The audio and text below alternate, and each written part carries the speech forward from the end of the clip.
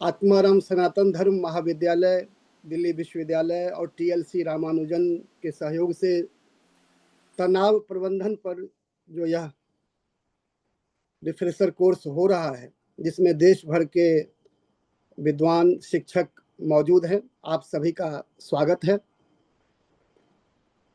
आज के जो हमारे वक्ता हैं उनको देखते हुए मुझे साहिर लोधियानवी का एक शेर याद आ रहा है, क्योंकि वे खुद भी दास्तान गो तो हैं ही, शेरो शायरी के भी इंसाइक्लोपीडिया हैं। हजार बर्क गिरे लाख आंधियां उठें, वो फूल खिल के रहेंगे जो खिलने वाले हैं, बर्क बिजली को कहते हैं। परसों जब इस रिफ्रेशर कोर्स की शुरुआत हुई तो उद्घाटन सत्र के कीनोट स्पीकर प्रोफेसर अनंत प्रकाश ने आख्यान थेरेपी की बात की थी। आख्यान अर्थात दास्तान, जिसे हम किस्सा, कहानी या फिर स्टोरी कहते हैं। तो आज हमारे बीच मौजूद हैं दास्तान थेरेपिस्ट डॉक्टर हिमांशु वाजपेयी, जो आज की तारीख में भारत के एक प्रमुख दास्तानगो हैं। इस आभासी मंच पर ताली की सुविधा तो नहीं है, पर कमेंट बॉक्स में आगे जो सत्र चलेगा उसमें आपकी टिप्पणी और प्रश्नों के लिए बेशुमार जगह है। सही मायने में देखा जाए तो आज हर कोई तनाव का शिकार है, क्या शिक्षक, क्या विद्यार्थी, क्या व्यापारी, राजनेता, हर कोई तनाव का शिकार है। हर तरफ हर जगह बेशुमार आदमी, फिर भी तन्हाइयों का शिकार आदमी। हिमांशु जी दास्तान गोई के उस्ताद हैं। वैसे बतरस की भारतीय परंपरा बहुत पुरानी है, जहां राधा भी बतरस की लालच में कृष्ण की मुरली को छुपा देती है। वैसे देखिए तो ईस्वी पूर्व 3री शताब्दी में पंडित विष्णु शर्मा ने पंचतंत्र लिखकर किस्सा कहानी को शिक्षण के टूल्स के रूप में स्थापित किया था, जो मध्य एशिया के रास्ते यूरोप तक पहुंचा। कहा जाता है कि फारस अर्थात ईरान के राजा खुसरो नौशेरवां, जिसका समय 531 से 569 ईस्वी माना जाता है, उन्होंने अपने हकीम दरबारी हकीम बुरजोई से पंचतंत्र का अनुवाद पहलवी भाषा में करवाया था, जो किसी भी भारतीय ग्रंथ का पहला विदेशी अनुवाद है। किस्सा तो यह भी है कि ईरान के राजा नौशेरवां को कहीं से यह पता चला कि भारत के हिमालय में अमरता की जड़ी बूटी मिलती है। शायद रामायण की संजीवनी की कथा थी। तो उन्होंने अमर होने की लालसा से संजीवनी बूटी खोजने के लिए अपने राज के हकीम बुरजोई को भारत भेजा संजीवनी खोजने के लिए, पर संजीवनी तो नहीं मिली। जब भटक रहे थे तो भारत में किसी ने उन्हें पंचतंत्र की किताब थमा दी और कहा कि ये ले जाओ, इसमें अमरता की कहानी है। तो मैं कह रहा था कि डॉक्टर हिमांशु वाजपेयी ने किस्सा गोई की इसी संजीवनी परंपरा को आगे बढ़ाते हुए भारत के अलावा रूस, तुर्की, यूएई, सिंगापुर, कुवैत आदि देशों में कम से कम 500 से अधिक शो किए हैं।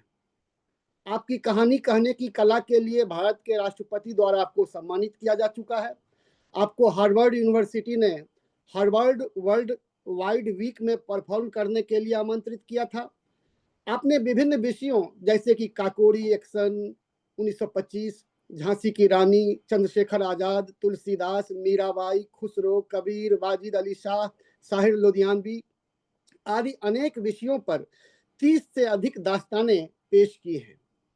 आप Netflix show sacred games season 2 का हिस्सा रहे हैं और Bollywood film all India rank में डायलॉग राइटर और डायलेक्ट कोच भी थे। आपकी किताब किस्सा किस्सा लखनऊआ एक बेस्ट सेलर किताब है, जिसे साहित्य अकादमी का युवा पुरस्कार 2021 भी मिला है। डॉक्टर वाजपेयी ऑनलाइन शैक्षणिक प्लेटफॉर्म फ्रंट रो पर जाकिर खान द्वारा कहानी कहने के पाठ्यक्रम के में विशेषज्ञों के रूप में भी शामिल रहे हैं।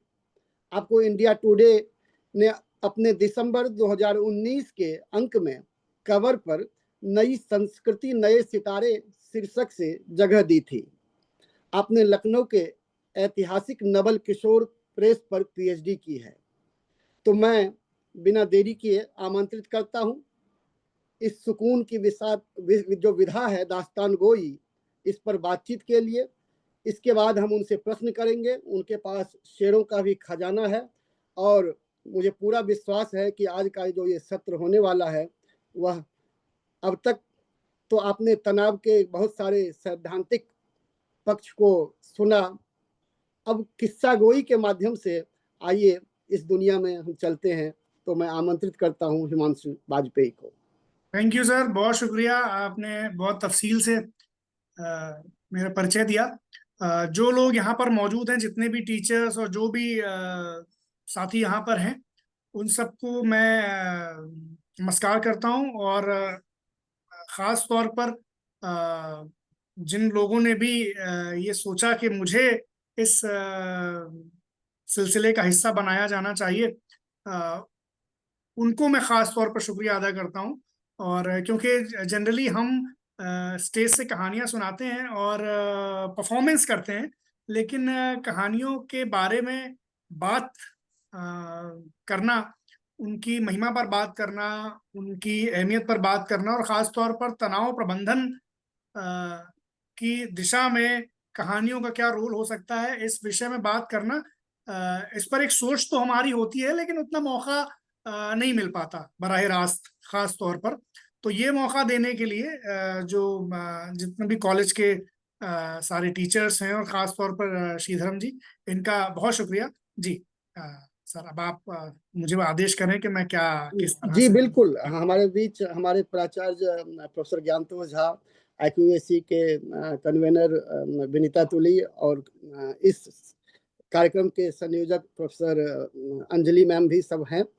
तो मैं चाहूँगा कि आप ये जो दास्तान गो है ये क्या है और इसका सफर कहाँ से शुरू हुआ, और आखिर जो व्यक्ति ये सुनता है उसमें तनाव की तो बड़ी भूमिका होती ही है जी। तो तनाव से उबरने का के कारण ही ये दास्तान गोई की शुरुआत हुई होगी। तो पहले थोड़ा आप एक वक्तव्य इस संबंध में रखें, फिर हम बात को आगे बढ़ाएंगे। जी, तो दास्तान गोई जो आर्ट फॉर्म है जिसकी हम रियाजत करते हैं, जिसकी प्रैक्टिस करते हैं, वो दास्तान गोई दो लफ्जों से मिलकर बना हुआ एक लफ्ज है, दास्तान और गोई।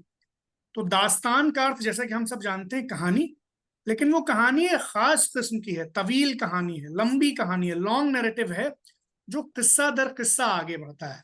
यानी हमारी पुरानी कथा परंपरा, जैसे श्रीधरम जी ने अभी बात की, पंचतंत्र हुई या कथा सरित सागर या हितोपदेश, ये सारी कहानियों में ये खास गुण है कि ये कहानियां एक दूसरे से जुड़ती चली जाती हैं और कहानी दर कहानी आगे बढ़ते हुए एक बड़ी वृहद कथा का रूप ले लेती।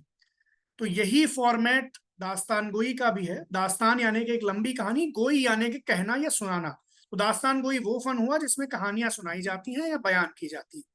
अच्छा, अब एक बात ये भी है कि हिंदुस्तान, हमारा भारत जो है, ये इसमें दुनिया की सबसे पुरानी कथा परंपरा मिलती है, दुनिया की सबसे शुरुआती कथापीठ इस सरजमीन को माना जाता है। तो गुणाढ़ का जो वृहद कथा जो ग्रंथ है या कथा सरित सागर है, ये वो कहानियां हैं जो एक जमाने में वाचिक परंपरा या ओरल ट्रेडिशन की सबसे मशहूर कहानियां थी। और फिर ये कहानियां ही दुनिया भर में फैली। जैसा कि अभी अपने इंट्रोडक्शन में श्रीधम जी ने बताया कि पंचतंत्र जो है उसका अनुवाद हुआ पहलवी भाषा में। तो ये बात बिल्कुल सही है कि ये जो हमारी जो कहानियां हैं पुरानी ओरल कल्चर की, ये दुनिया भर में गई हैं और इनका अनुवाद अलग अलग जमानों में अलग अलग जबानों में हुआ है। इसीलिए आप एक बहुत दिलचस्प पहलू देखेंगे, अगर आप अलिफ लैला की कहानियां देखें और आप कथा सरित सागर की कहानियां देखें, तो आप हैरान रह जाएंगे कि बहुत सी कहानियों का प्लॉट, उनकी भावभूमि, उनकी जो कथा संरचना है वो तकरीबन एक जैसी है। ये इसीलिए हो पाया क्योंकि प्रभाव, कहानियों ने बहुत ट्रेवल किया है और कहानियों के जरिए एक बहुत बड़ा कल्चरल एक्सचेंज हुआ है। तो दास्तान गोई जो विधा है, जिसकी मैं प्रैक्टिस करता हूं पिछले कई साल से, ये लंबी कहानियां सुनाने की परंपरा है, जिसमें कहानियां किस्सा दर किस्सा आगे बढ़ती हैं। तो यूं तो ये कथा, ये जो परंपरा है दास्तान गोई की परंपरा, ये ऐसा माना जाता है कि पर्शिया से, ईरान से हिंदुस्तान आई, और उसके बाद फिर जब हिंदुस्तान आई तो जैसा कि हिंदुस्तान का एक मिजाज है, भारत की अपनी एक तबीयत है कि भारत में एक बहुत बड़ी विशेषता है कि दुनिया भर की चीजों को इस तरह, इस कदर आत्मसात कर लेने की कि वो चीजें बिल्कुल हिंदुस्तानी रंग में निखर कर सामने आ जाएं। तो वही दास्तान गोई के साथ भी हुआ। आई तो थी ये ईरान से, लेकिन जब हिंदुस्तान आई तो हिंदुस्तान की सरजमीन ने इसे इस कदर निखारा संवारा कि ये बिल्कुल हिंदुस्तानी रंग में सामने आ गई। अब ये बात तो मैंने बोली, लेकिन इसको थोड़ा सा वाजे कर देता हूँ, इसको स्पष्ट कर देता हूँ। हुआ क्या कि पंचतंत्र, कथा सरित सागर, ये तो पुरानी कहानियां हमारी संस्कृत ट्रेडिशन की थी। जब मैं ये कहता हूं कि दास्तान गोई ईरान से आई, तो वो मैं ये क्यों कहता हूँ? कोई ये सवाल भी कर सकता है कि भाई जब पहले हमारे यहाँ कहानियां थी तो ये बात आप किस बुनियाद पर कह रहे हैं, या क्यों कह रहे हैं कि ईरान से दास्तान जी गोई ट्रेडिशन आई? वो मैं इसलिए कह रहा हूं कि दास्तान गोई, जो उर्दू की दास्तान गोई है, उसमें जो कहानियां सुनाई जाती हैं और जिस अंदाज में वो कहानियां सुनाई जाती हैं, और जो कैरेक्टर्स होते हैं, वो सारे के सारे कैरेक्टर्स, वो कहानियां, वो अंदाज, उसकी वो शिल्प संरचना, वो सारी की सारी पर्शियन दास्तान गोई में मौजूद थी, और वो वहां से आ गई हिंदुस्तान। जैसे कि गजल, जो उर्दू की गजल है, वो जब उर्दू में आई और जिस तरह से आगे बढ़ी, तो चूंकि पर्शियन में गजल की एक फॉर्म मौजूद थी, और उर्दू गजल ने बहुत सारी चीजें पर्शियन गजल से ली सैद्धांतिक तौर पर, और फिर उसमें अपना रंग, जैसे जैसे गजल आगे बढ़ती है तो हिंदुस्तानी रंग आता चला जाता है। तो इसीलिए जो गजल हमें 1857 में दिखती थी, जो गालिब की गजल थी, आज 2025 में गजल तो जिंदा है, लेकिन वो गजल गालिब से बहुत आगे भी बढ़ गई है, अलग तरह से। तो ऐसे ही दास्तान गोई, फारसी की जो दास्तान गोई थी, उसमें कुछ मौजुआत होते थे, कुछ किस्से होते थे, कुछ कैरेक्टर्स होते थे। ये सारी चीजें जब हिंदुस्तान में दास्तान गोई आई और उर्दू में आई, तो वो, उसमें एक हिंदुस्तानी रंग आ गया। और फिर खास तौर पे दिल्ली वालों ने और लखनऊ वालों ने इसमें बहुत काम किया, उस पर मैं आगे आऊंगा। तो अब जो ये हमारा आज का टॉपिक है, तनाव प्रबंधन, दास्तान गोई का जो ऐतिहासिक परिप्रेक्ष्य है वो भी इससे जुड़ता है। दिल्ली शहर में बहुत मशहूर किस्सा है ये कि हजरत अमीर खुसरो और उनके जो पीर मुर्शिद थे हजरत निजामुद्दीन औलिया, जी तो हजरत निजामुद्दीन औलिया की तबीयत खराब हो गई, वो अलील रहने लगे, बीमार रहने लगे, तो और उनको शिफा नहीं होती थी। तो फिर उनकी शिफा के लिए हजरत अमीर खुसरो ने किस्सा चार दरवेश, शिफा उन्हें, का अर्थ। शिफा यानी आरोग्य, जी जी ठीक हो जाना। अच्छा, मेरी जबान जो है थोड़ी सी वो लखनऊआ जबान है, तो उसमें उर्दू थोड़ी आ जाती है, तो कुछ ना नहीं नहीं, समझ अच्छा। में आए तो हाँ पूछ हाँ, लें आप, मतलब ये सही बिल्कुल। तरीका है इसका। जी जी। जी तो जब हजरत अमीर खुसरो हजरत निजामुद्दीन औलिया की सेहत ठीक नहीं थी, तो हजरत अमीर खुसरो ने उन्हें पर्शियन में, फारसी में किस्सा चार दरवेश सुनाया, वो दास्तान सुनाई जो कई दिनों तक चली। और फिर उस दास्तान को सुनने के अमल में, उसको सुनने की प्रोसेस में हजरत निजामुद्दीन औलिया बेहतर महसूस करने लगे और धीरे धीरे ठीक हो गए। तो ये उस खुसरो के उस दास्तान सुनाने का ये असर था। तो जब निजामुद्दीन औलिया को शिफा मिली, जब उनको आरोग्य मिला, तो वो खुश हुए, और उन्होंने हजरत अमीर खुसरो से ये फरमाया कि किस्सा चार दरवेश, जो ये दास्तान सुनेगा कोई बीमार, तो उसे शिफा मिलेगी, वो ठीक हो जाएगा। तो ये एक हमारे यहाँ जो दास्तान का जो चमत्कार है और जो उसका असर है, ये किस्सा उसकी तशरीह करता है, उसको जाहिर करता है। तो यहाँ इस किस्से से हमें ये तो समझ में आता है कि दास्तानों में या कहानी सुनने में या किस्सा सुनने में, कोई ऐसा एलिमेंट होता है जो इंसान की तबीयत को बेहतर करता है, उसके मिजाज को ठीक करता है, उसके अंदर की फिजा को दुरुस्त करता है। और इसीलिए ये कहानियों का जो सफर है ये इतने सालों से, इतनी सदियों से जारी है। तो खुसरो ने जो कहानी सुनाई थी वो तो पर्शियन में थी, लेकिन बाद में अंग्रेजों के जमाने में यही पर्शियन की जो किस्सा चार दरवेश दास्तान है, फोर्ट विलियम कॉलेज जब आया और उस कॉलेज में इसी पर्शियन की दास्तान को इसका ट्रांसलेशन हिंदुस्तानी जबान में हुआ।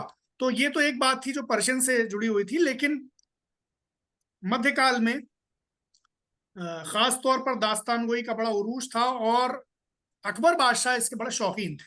तो उनको ये कहानी इतनी पसंद थी कि उन्होंने इस कहानी को पेंटिंग यानी मुसव्वरी के जरिए भी एक्सप्रेस करने का एक बहुत बड़ा प्रोजेक्ट, हमजानामा प्रोजेक्ट शुरू किया, जिसमें बहुत बड़ी बड़ी तस्वीरें बनाई गई हमजानामा की कहानी की। और फिर यूं किया गया कि वो जो तस्वीरें थी उनके पीछे एक दास्तान को खड़ा होता था और जो तस्वीर में जो जंग बयान की हुई होती थी उसे वो सुनाता था तस्वीर के पीछे से, यानी वो दिखता तो नहीं था लेकिन आवाज आती थी और सामने वो जंग की तस्वीर जो मुसव्विर ने बनाई होती थी हमजानामा की वो होती थी। तो ये एक तरीके का शुरुआती ऑडियो विजुअल एक्सप्रेशन था दास्तान गोई में। अब ये सब तो दिल्ली में होता रहा। मिर्जा गालिब बड़े शौकीन थे दास्तानों के, उन्होंने कहा भी है कि मुझे एक खास क्वांटिटी में उन्होंने शराब बताई और कहा कि एक दफ्तर दास्तान अमीर हमजा का मिल जाए फिर मुझे जिंदगी में कुछ नहीं चाहिए। तो ये सब तो रहा, लेकिन फिर एक दौर वो भी आया जब दिल्ली का दरबार जो है वो कमजोर हुआ, उस पर जवाल आ गया, उस पर गिरावट आ गई। तो फिर जैसा कि तमाम दूसरे फनून में हुआ था, तमाम दूसरी विधाओं में हुआ था, दास्तान गो भी जो है दिल्ली से लखनऊ की तरफ गए और फिर लखनऊ में एक नया दौर दास्तान गोई का शुरू हुआ। वहां बहुत बड़े बड़े दास्तान गो हुए मॉडर्न एरा के। और वहां लखनऊ में एक और बहुत खास काम हुआ जो जिसे हम कहते हैं कि ग्राउंड ब्रेकिंग काम जो होता है कि दास्तान गोई अभी तक कई सदियों तक ओरल ट्रेडिशन की चीज थी, वाचिक परंपरा की चीज थी, जबानी रिवायत की चीज थी।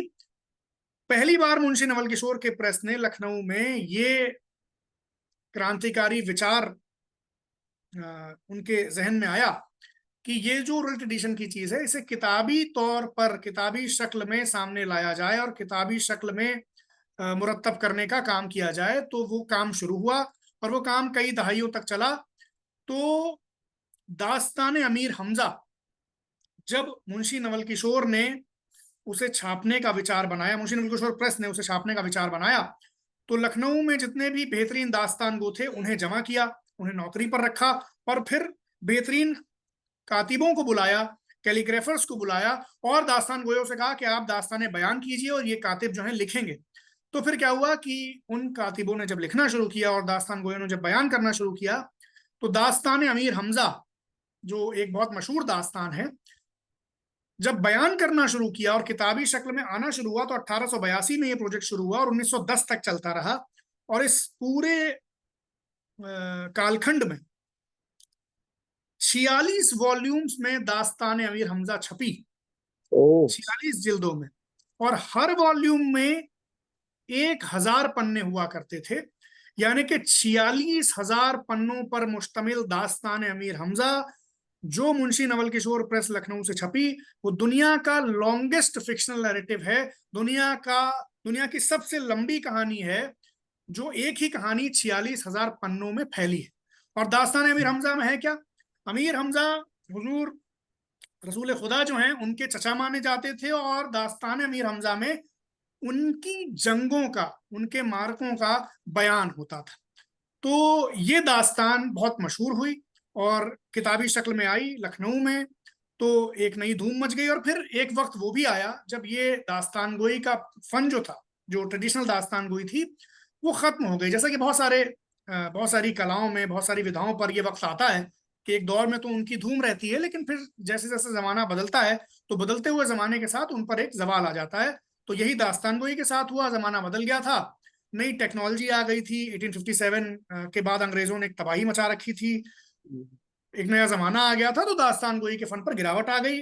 1928 में दिल्ली में जो सबसे बड़े दास्तान गो थे, प्रोफेशनल दास्तान गो मीर बाकर अली देहलवी, उनका इंतकाल हो गया और उनके इंतकाल के बाद ऐसा माना जाता है कि प्रोफेशनल दास्तान गोई जो थी वो खत्म हो गई थी।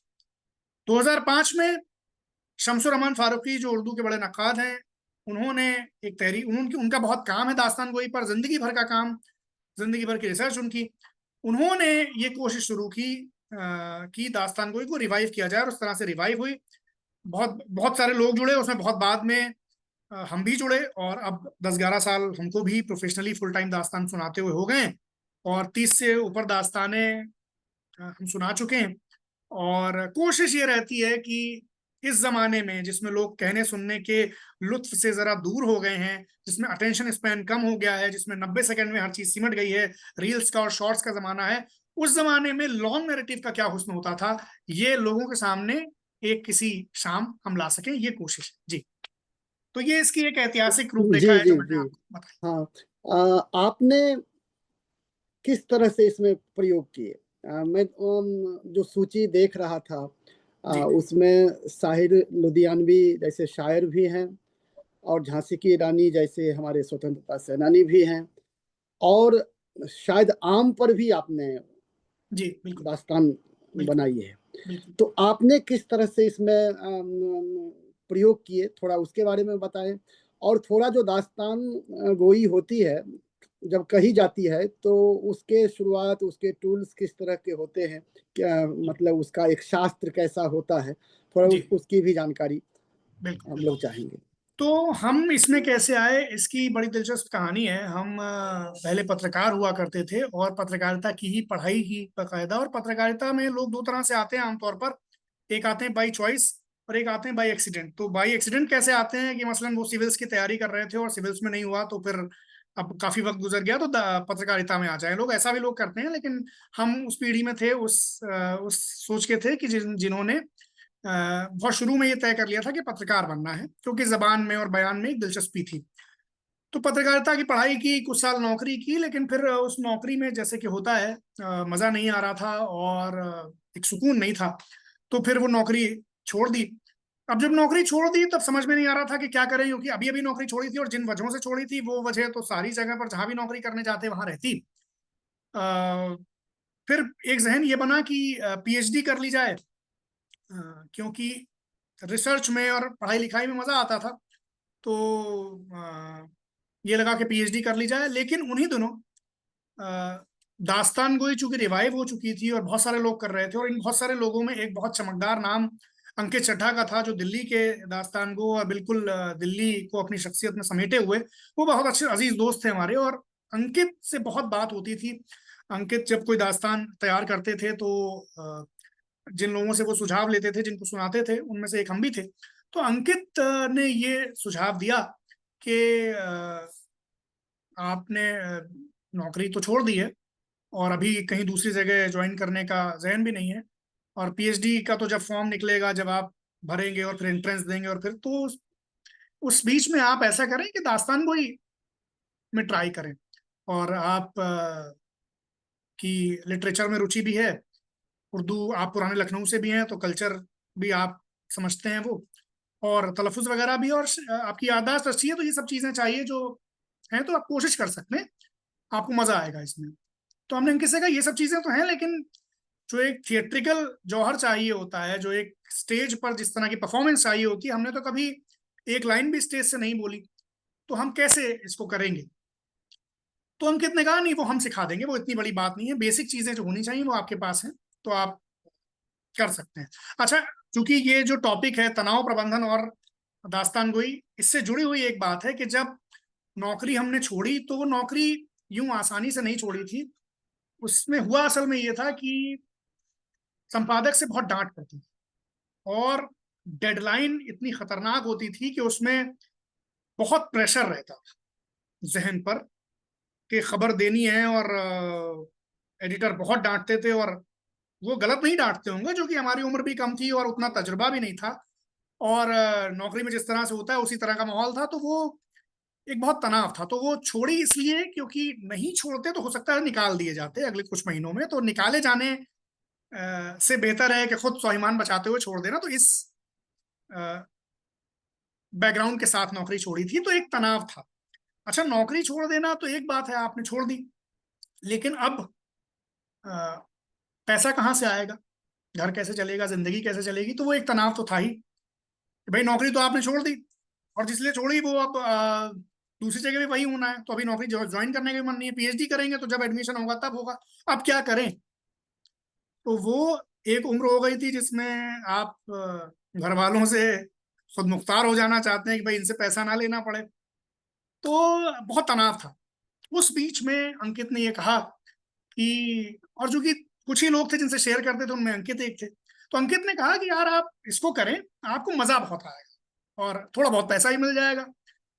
तो उस वक्त तो इसलिए भी की थी कि हाँ, इसमें वो सारी चीजें थी जो हमको अच्छी लगती थी कुदरती तौर पर बचपन से। शायरी थी, हिस्ट्री थी, जबान थी, कहानियां थी, किस्से थे। तो ये सारी चीजें थी। फिर ये लखनऊ की चीज थी, लखनऊ में एक पूरा इतिहास था इसका। तो हम चूंकि लखनऊ के आशिक बचपन में ही हो गए थे, इसलिए हमें लगा कि ये एक अच्छी चीज हो सकती है जो हमारे जहन को कहीं तो मशगूल रखेगी। तो ये जो निगेटिव ख्याल आते हैं ये नहीं आएंगे, और हो सकता है कोई और राह मिल जाए। और फिर कई बार जब आपका कोई दोस्त बहुत अच्छा दोस्त होता है, तो एक उम्र ऐसी होती है कि आप दोस्ती में कोई तर्क वितर्क करते नहीं। आपको ये लगता है कि चलो हमको नहीं यकीन है, लेकिन अगर ये कह रहा है तो ये किसी यकीन से ही कह रहा होगा। और अंकित तो सुपरस्टार था उस जमाने में, अंकित की बड़ी धूम थी। तो हमें मालूम था कि अगर ये इंसान कुछ कह रहा है तो वो यूं ही नहीं कह रहा। तो अंकित ने कहा कि, तो फिर वो ज्वाइन कर लिया। और अंकित ने ही फिर उसके जो टूल्स हैं, जो परफॉर्मेंस है खास तौर पर, वो सिखाया। शोज में कैसे डील करना है, ऑर्गेनाइजर से कैसे डील करना है, ये सब सिखाया। तो वो एक सिलसिला शुरू हो गया, और फिर अंकित के साथ दास्तान करने लगे। और पहली दास्तान मजाज लखनवी की दास्तान थी। वो हमने की। बहुत, जब पहला शो किया, ये बहुत इंटरेस्टिंग है। तो ये तैयारी तो शुरू कर दी। पहला शो जब हमने किया तो वो बहुत यूं देखें तो बहुत खराब शो था वो। अ, हमने जो किया था, हमारी खराब परफॉर्मेंस थी। लेकिन हुआ क्या कि जैसे कि पहली परफॉर्मेंस होती है कि बहुत अंडर कॉन्फिडेंट, जबान सूख रही है, भूल भी जा रहे हैं, फंबल भी हो रहा है, अटक भी जा रहे हैं, और हैंड मूवमेंट नहीं हो रहा, ये सारी चीजें थी। लेकिन वो कहानी इतनी अच्छी तैयार हुई थी, लिखी इतनी अच्छी थी हम लोगों ने मिलके, कि वो पसंद बहुत आई लोगों को लखनऊ में। तो और लखनऊ वाले इस मामले में थोड़े उदार भी हैं, थोड़ा हमको प्यार भी करते थे, हम बहुत सारे लोगों के बच्चे की तरह थे। तो उन्होंने हौसला बहुत बढ़ाया। तो जब वो फीडबैक जो हमें ऑडियंस का मिला, उससे फिर हमने उसी वक्त ये तय कर लिया इंस्टेंटली कि अब हमको यही काम करना है। अब हमें नौकरी वोकरी नहीं ढूंढनी है, काम यही करना है। तो फिर उस दिन के बाद से सीरियसनेस भी आ गई। फिर हमने बराह रास्त जतन करके सीखना शुरू किया, मेहनत करना शुरू किया, पढ़ना शुरू किया, और फिर ये एक सिलसिला यहाँ तक का बना। इस बीच में पीएचडी भी कर ली। लेकिन पीएचडी करते हुए भी चूंकि एक रुझान था मेरा रिसर्च की तरफ, लखनऊ की हिस्ट्री की तरफ, तो पीएचडी नवल किशोर प्रेस पे की। नवल किशोर प्रेस वही प्रेस जिसने दास्तान गोई छापी थी, वो कर ली। लेकिन पीएचडी करते वक्त भी ये समझ में आ गया कि यार एकेडमिक्स में नहीं जाना है, करनी दास्तान गोई ही है। और पीएचडी की डिग्री ले ली, क्योंकि पीएचडी करने में मजा आ रहा था। वो एक हमारे रिसर्च का एक वो था।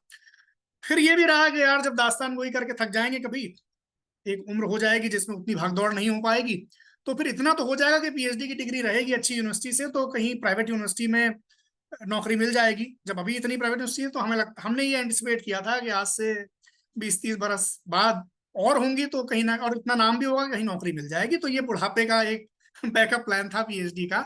लेकिन करते रहे दास्तान को, और कभी यकीन माने कभी ऐसा महसूस ही नहीं हुआ कि इसको छोड़कर कोई और काम करना चाहिए, सिवाय एक वक्त के जब कोरोना आया और जब शोज बंद हो गए 2 साल। तो जब जो परफॉर्मर हो उसको 2 साल स्टेज पे जाने कोई ना मिले, जिसे आदत है वाह वाह सुभान अल्लाह माशा अल्लाह दादू तहसीन बरस रही है, बिल्कुल बिल्कुल। उसे 2 साल कुछ मिले ही ना। तो वो एक हम्म, मुश्किल थी, लेकिन इस तरह से आए। और फिर ये जो दूसरा सवाल था, जो इसको मैं बहुत मुख्तसर में बता देता हूँ, कि जो जी आपने जी। ये बात पूछी कि आपने एक तरफ तो शायरों की साहिर, कैफी, मजाज, हम्म। इनकी दास्तानें की, दूसरी तरफ आपने लक्ष्मीबाई और हाम और दुर्गावती और सुभाष चंद्र बोस ये सब किया। तो इसमें इसमें एक जाती वजह है। एक तो ये कि लिटरेचर की दास्तानें इसलिए सुनाई कि लिटरेचर में हमको बचपन से रुचि थी। हम्म, यानी वो जिसे शौक कहते हैं ना, एक जो बचपन से आ जाता है किसी बच्चे के अंदर, तो बचपन से शौक था हम्म, लिटरेचर का। तो लिटरेचर जब हम करते हैं तो मेरे दिल के करीब की चीज। और वैसे ही दूसरी चीज, दूसरा जो मेजर काम था हमारा, वो फ्रीडम मूवमेंट पे था। वो इसलिए था कि हमें लगा कि किताबों में तो हम फ्रीडम स्ट्रगल पढ़ते हैं, पूरा पढ़ते हैं और अच्छे से पढ़ते हैं। हम ये नहीं कहते, बहुत सारे लोग ऐसा कहते हैं कि नहीं हमें ठीक, हम कहते हैं बहुत अच्छे से पढ़ाया जाता है।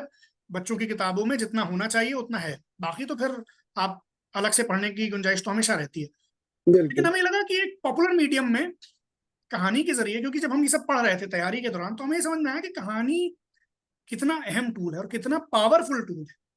टूल तो एक्सप्रेशन के बहुत सारे हैं, फिल्म भी है, थिएटर भी है, गाना भी है, सब चीजें, लेकिन कहानी में जो असर है वो कुछ अलग किस्म का है। और वो तभी ऐसा है कि सैकड़ों सालों से कहानियां हमारे यहाँ ट्रांसफर हो रही हैं पीढ़ी दर पीढ़ी, और हमारा कोई भी त्योहार हो तो उसकी कहानियां हैं, चाहे करवा चौथ हो, चाहे सकट हो, चाहे कोई भी त्योहार हो उसकी कहानी है, और बिल्कुल। चाहे कोई भी ऋतु हो, कोई भी मौसम हो तो उसकी कहानी है। हमारे धर्मग्रंथ जो है उनमें जो सीख दी गई है वो कहानियों के माध्यम से दी गई है। पंचतंत्र हितोपदेश की तो आपने बताई ही भूमिका। तो हमें ये लगा कि ये बहुत अहम टूल है, तो ये टूल हमें इस्तेमाल करना चाहिए, खासतौर पर जो नए बच्चे हैं उन्हें फ्रीडम मूवमेंट के बारे में बताने के लिए। क्योंकि अभी तो ऐसा है, जब हम बड़े हो रहे थे तब आजादी की 50वीं वर्षगांठ मनाई गई थी, अब आजादी की 75वीं वर्षगांठ मनाई गई, कुछ दिनों बाद आजादी की 100वीं वर्षगांठ मनाई जाएगी। होगा क्या, जिस पीढ़ी ने गुलामी के विरुद्ध संघर्ष देखा है, पीढ़ी ने इस देश को बनते देखा है, वो तो एक अलग पीढ़ी थी, वो समझती थी चीजों। अब जो बच्चे पैदा होंगे उन्होंने वो संघर्ष, एक देश के बतौर हमने क्या संघर्ष किया उसको उन्होंने देखा नहीं। उन्होंने सिर्फ वो तो या तो पढ़ेंगे या फिर किस्सों में सुनेंगे। तो उसमें ऐसे किस्सा गोइयों की बहुत भूमिका हो जाएगी कि जो इस पूरे फ्रीडम मूवमेंट को कहानी के जरिए से बता पाए। ये हमने एंटिसिपेट किया और तो फिर हमने काम करना शुरू किया फ्रीडम मूवमेंट पे दास्तानगोई की आर्ट फॉर्म में, और फिर ये सिलसिला शुरू हुआ जिसकी आपने जी। बहुत अच्छा। कुछ बातें उसके परफॉर्मेंस को लेकर के, जैसे कि किस तरह से परफॉर्मेंस करते हैं, क्योंकि यहाँ बहुत सारे ऐसे लोग हैं जो जिन्होंने आपकी दास्तान गोई देखी नहीं होगी ऑनलाइन भी। मैं बाद में कुछ लिंक शेयर भी करूंगा ताकि वो यहाँ से जाएं तो देखें। तो दास्तान गोई का शास्त्र क्या है, उसको कैसे शुरू की जाती है और कैसे अंत क्या किस तरह से होता है, अगर उस पर कुछ समय दें तो फिर हम आगे चलेंगे कि विदेशों में इसका क्या असर रहा और आपका अनुभव क्या जी था। जी। तो दास्तान गोई, जो पुरानी दास्तान गोई, जो ट्रेडिशनल या क्लासिकल दास्तान गोई है, उसका तो एक शास्त्र था अपना, जिसमें उसकी शुरुआत साकी नामे से यानी शराब पिलाने वाले की तारीफ से होती थी। अब है क्या कि हमारे यहाँ आप देखें कि जब कोई साहित्य लिखा जाता है हिंदी में जी जी, तो वाणी वंदना की जाती है, वाणी वंदना, हाँ। सरस्वती वंदना होती है या गणपति वंदना होती है। और इसी तरह से जब उर्दू या पर्शियन परंपरा में कोई शायर कुछ लिखता था तो हम दो नात, मनकबत और सलाम, ये सब होते थे। अच्छा। दास्तान को चूंकि जबानी कल्चर के लोग थे, ओरल कल्चर के लोग थे, और एक जमाने में ये माना जाता था कि ये लिखी हुई चीज नहीं, तो ये तो फिलबदी सुनाई जा रही है, तो उसमें तखय्युल यानी कल्पना की बहुत भूमिका रहती थी। और वो दास्तान गो जिसकी कल्पना जितनी ऊंची होती थी उतना ही ऊंचा वो दास्तान को माना जाता था। और कल्पना को उड़ान देने में कुछ, उस जमाने में कुछ चीजों की, वो समाज ऐसा था जिसमें दास्तान गोई, पुरानी दास्तान गोई फलती फूलती थी। वो ऐसा समाज था कि जिसमें कुछ चीजों की बड़ी अहमियत थी कल्पना को उड़ान देने में, जिसमें एक शराब थी और एक अफीम थी। तो पुराने दास्तान को अफीम भी लेते थे और फिर वो शराब भी उनके आसपास उनका मशगला रहता था। तो इसलिए वो, और शराब से कोई लुत्फ ना भी फरमाता हो, कोई हो सकता हो कि बिल्कुल शराब ना पीता हो, फिर भी ट्रेडिशनली परंपरा के तौर पर साखीनामा, चूंकि शराब पिलाने वाले की तारीफ, क्योंकि हम एक उस माहौल में आना चाहते हैं। इस पर बहुत बात भी हुई, कई लोग ये कहते हैं जो साखीनामा था ये असल में, इसमें शराब का मतलब दूसरा है और इसमें साखी का मतलब भी दूसरा है। इसमें साखी का मतलब उस शक्ति से जो है, जो हम, जिससे हम ये प्रार्थना कर रहे हैं कि हमें हमारी कल्पना को उड़ान दे। इसीलिए मैं भी आपको एक साखीनामा सुनाता हूँ, पुराना 150 साल पुराना, मोहम्मद हुसैन जहाँ का लिखा हुआ, और आप देखिए कि वो शराब की व्याख्या कैसे कर रहे हैं। तो जो कि कल्पना को उड़ान देने की बात थी और जबानी चीज थी, इसलिए साखीनामे से उसकी शुरुआत हमेशा होती थी शराब पिलाने वाले की तारीफ से। कोई भी दास्तान शुरू होगी तो पहले शुरुआत उसकी साखीनामे से होगी। और वो कैसे होगी जी।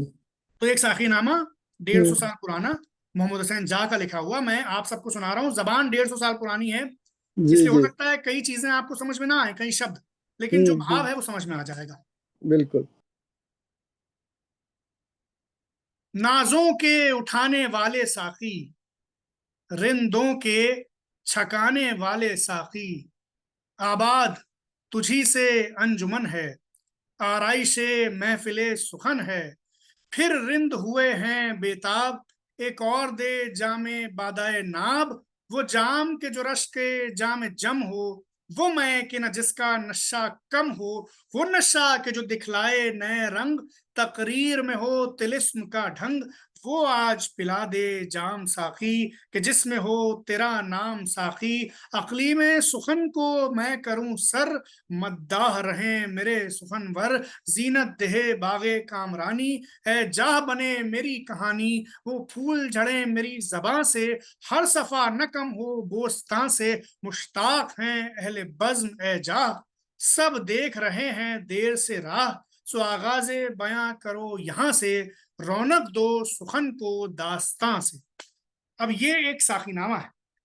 अब इस साखीनामे में आप पूरा देखें, आमतौर पर अगर ये दुनियावी साखी की बात होती तो इसमें उस तरह की बातें होती जैसे कि क्लासिकल उर्दू गजल में होती हैं, कि शराब पिला दे और साकी ऐसा दे दे और सबको पिला रहा है, मुझे नहीं पिला रहा है, और इस तरह की बातें होती। इसमें देखिए नशे की बात नहीं है, इसमें शायर बार बार बस यही कह रहा है कि वो फूल झड़े मेरी जबां से, कि हर सफा न कम हो बोस्तां से, और है ना, अकली में सुखन को मैं करूं सर, मद्दा रहे मेरे सुखनवर और जीनत है। बेसिकली वो साकी से बार बार ये कह रहा है कि मुझे ऐसा जाम पिला दो कि मेरा जो बयान है उसमें अमरता आ जाए, वो कालजयी बन जाए, और वो हमेशा रहे दुनिया में। तो ये तो हर शायर की, हर लिखने वाले की एक कामना होती है कि उसकी जबान से, उसके कलम से कुछ ऐसा निकल जाए कि जिसकी बदौलत उसे याद रखा जाए। तो ये एक शास्त्र की जब बात हुई तो शुरुआत उसकी साखीनामे से होती थी। फिर उसमें कुछ उसके एलिमेंट्स थे क्लासिकल दास्तान गोई के। जी जी। ऐसा माना जाता था कि 4 एलिमेंट जो हैं वो बुनियादी हैं क्लासिकल दास्तान गोई में: रज्म, बज्म, तिलिस्म और अय्यारी। अच्छा। अच्छा, रज्म और बज्म यानी कि युद्ध, युद्ध का बयान, और फिर महफिलों का बयान, बज्म का बयान, ये तो पहले से था दास्तान गोई में। इसमें लखनऊ वालों ने, हमारा जो शहर है जिसकी हम किस्से सुनाते हैं, उसने बड़ा कारनामा किया कि 2 बिल्कुल नए एलिमेंट जोड़ दिए। ये तिलिस्म जो लफ्ज है और जो अय्यारी है, ये लखनऊ वालों ने जोड़े इसमें। तो अब इसके 4 एलिमेंट बन गए: रज्म, बज्म, तिलिस्म और अय्यारी। तिलिस्म है एक ऐसी दुनिया जो कि छद्म दुनिया है, जो कि एक इल्यूजन है, एक भ्रम का एक मायाजाल रचा गया है, एक ऐसी दुनिया जो दिखती तो है लेकिन है नहीं। तो वो तिलिस्म है। और अय्यारी, अय्यार वो लोग हैं जो कि रूप बदलते हैं, जो कि फरेब देते हैं, जो कि मकरो फरेब करते हैं, जो कि चकमा देते हैं, धोखा देते हैं। तो अय्यारों और जादूगरों में लड़ाई होती है। हमजा नामा जो ट्रेडिशनल दास्तान है, दास्तान अमीर हमजा, उसका प्लॉट क्या है? उसका प्लॉट ये है कि अमीर हमजा जो हुजूर के चचा हैं, मोहम्मद साहब के चचा हैं, वो निकले हैं एक सफर पर जिसमें उनकी जंगें हो रही हैं। वो जंगें किनसे हो रही हैं? जो कि जादूगर हैं, जो कि झूठे खुदाओं की परस्तिश करते हैं।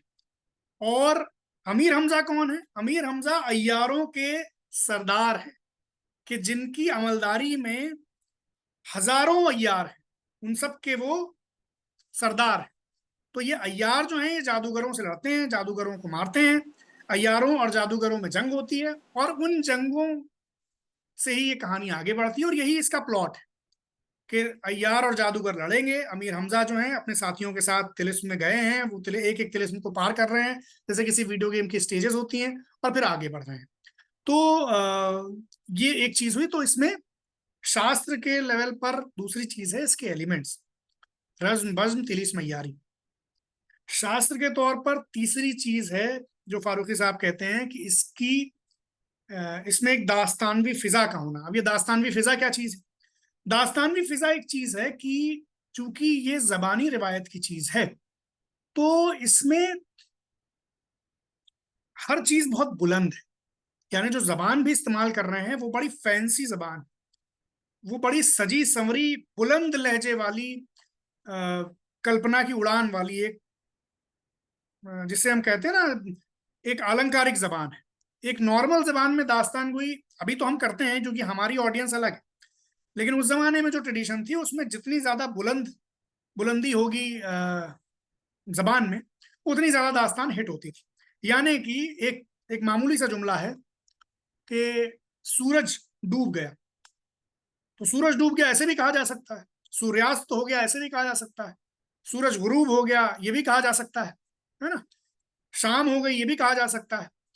लेकिन दास्तान वो कैसे कहता था पुराना, वो कहता था कि इस अरसे में साहिरे मशरिक झोली जर्रारे शुआ के लिए चरखे शोभदा बाज पर आया।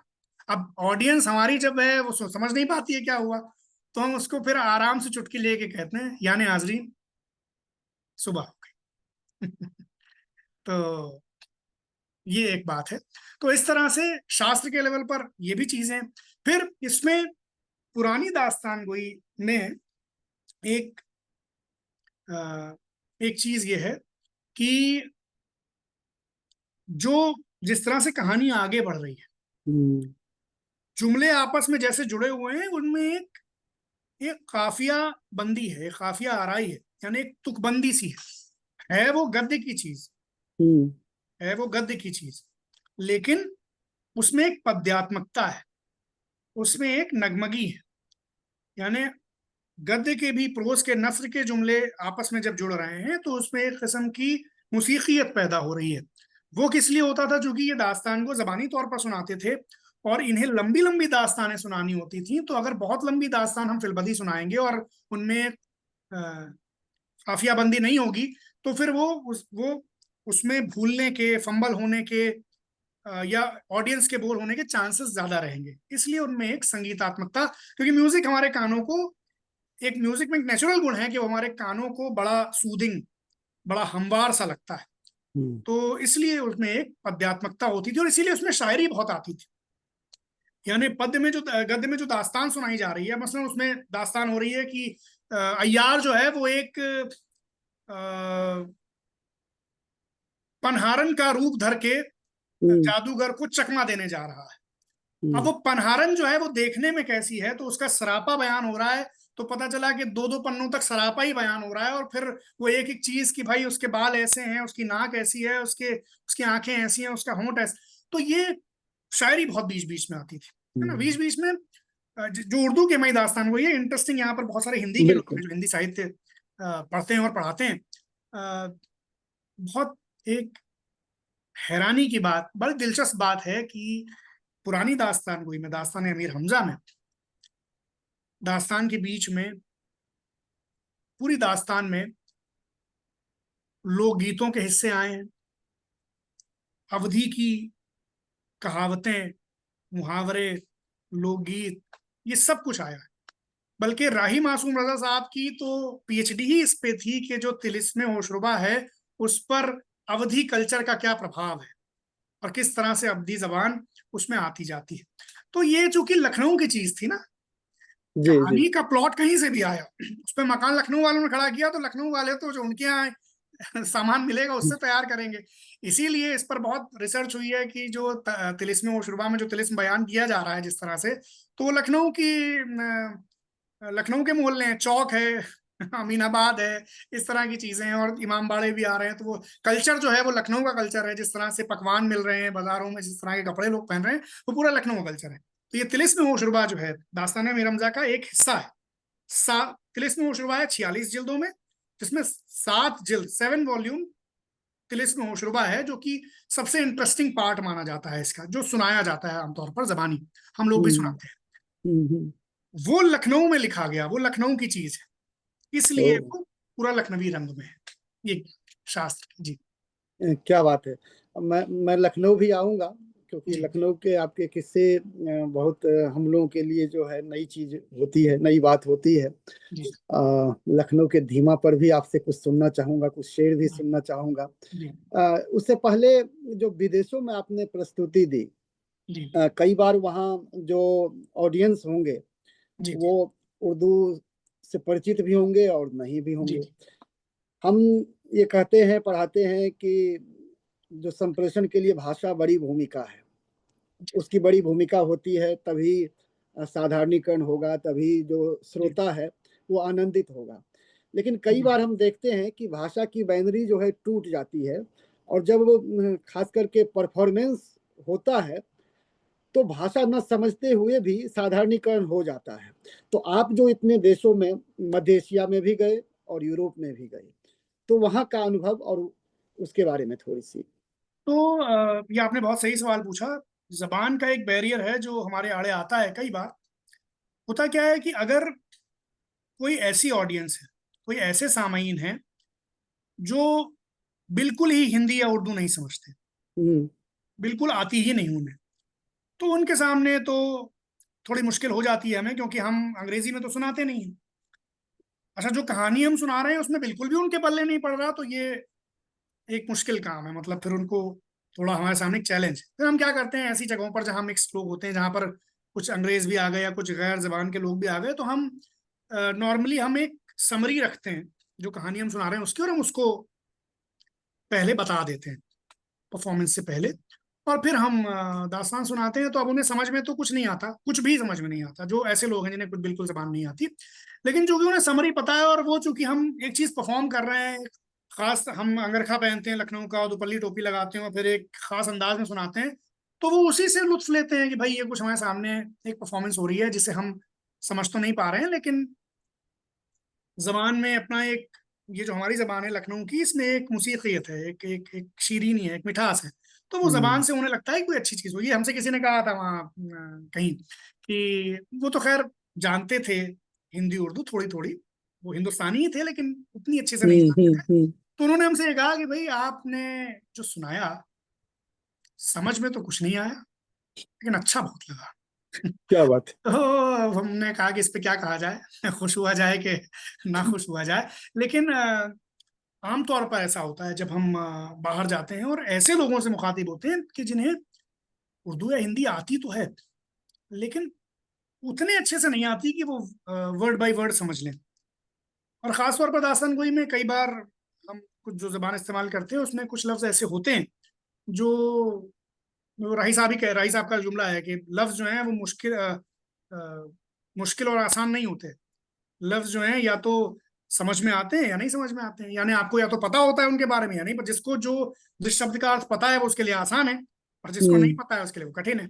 तो ऐसे लोग जिनको कुछ कुछ हिंदी या उर्दू आती है, तो उनको सुनाने में उनको खास मजा आता है, इसलिए क्योंकि एक बात कि जब वो दास्तान सुनते हैं तो वो सिर्फ मजे के लिए नहीं, इंटरटेनमेंट तो उनका हो ही रहा है, उसके साथ ही वो जबान समझ कर जा रहे हैं, यानी कुछ नया सीख कर जा रहे हैं, भाषा सीख।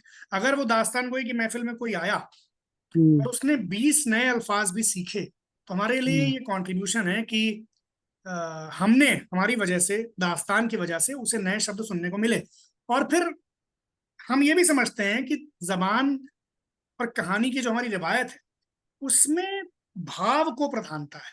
यानी अगर कोई सुनने वाला एग्जैक्टली नहीं भी समझ रहा है कि वर्ड बाय वर्ड हमने क्या कहा, तब भी अगर वो ये समझ लेता है कि हम कहना क्या चाहते हैं या बताना क्या चाहते हैं या हमारा भाव क्या है, तो उतने में हमारा काम हो जाता है।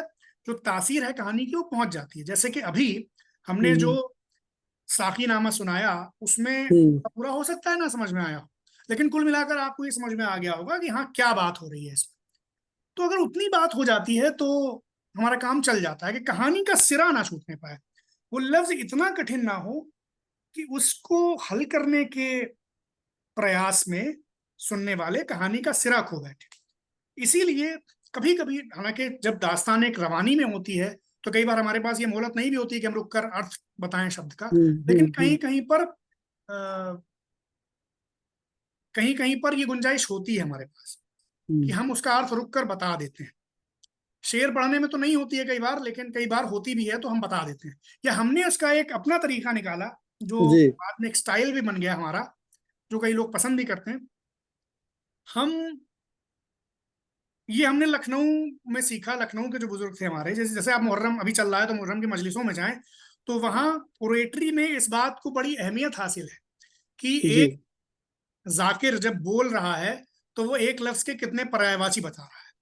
क्या बात है। सेम चीज हम ले आए दास्तान गोई में, और उसने हमें बड़ा हेल्प दिया ऐसे ऑडियंस के बीच कि जैसे अब हम्म। हमने कहा कि मसलन झांसी की रानी के एक साथी थे जो अंग्रेजों के खिलाफ लड़े थे, सागर सिंह। तो सागर सिंह का हम बयान कर रहे हैं तो हम ये कह रहे हैं उसकी शुजात ऐसी थी, उसकी हिम्मत ऐसी थी, उसकी जुर्रत ऐसी थी, उसकी ताकत। तो इसमें हो सकता है शुजात ना समझे, हिम्मत ना समझे, हम्म। जुर्रत, कोई ना कोई एक लफ्ज जो है उसके हम्म। पल्ले पड़ ही जाएगा। तो ये एक अंदाज है हमारा, है ना? कि उसमें कुछ ना कुछ, एक ना एक चीज जो है उसके पल्ले पड़ जाएगी और वहां से वो बात समझ जाएगा। तो ये कुछ टूल्स होते हैं जो हम अपनाते हैं। और इसमें फिर आखिर में हम एक किस्सा सुनाते हैं। जावेद अख्तर ने पूछा साहिर लुधियानवी से हम्म। कि साहिर साहब ये बताइए, आप ये जो गाना लिखते हैं, ना तो कारवां की तलाश है, हम्म। ना तो हम सफर की तलाश है, मेरे शौक खाना खराब को तेरे रहगुजर की तलाश है। तो ये बताइए, ये हिंदुस्तान बहुत पढ़े लिखों का तो देश है नहीं। इसमें हम्म। आम पब्लिक तो जो फिल्में देखने आती है, जो फिल्मों को हिट बनाती है, जो गाने हिट करती है, वो तो मासूम लोग हैं, सादा लोग हैं। तो हम्म। ये किसको समझ में आता है कि मेरे शौक खाना खराब को तेरे रहगुजर की तलाश है? हम्म। तो साहिर ने एक बड़ी इंपॉर्टेंट बात कही।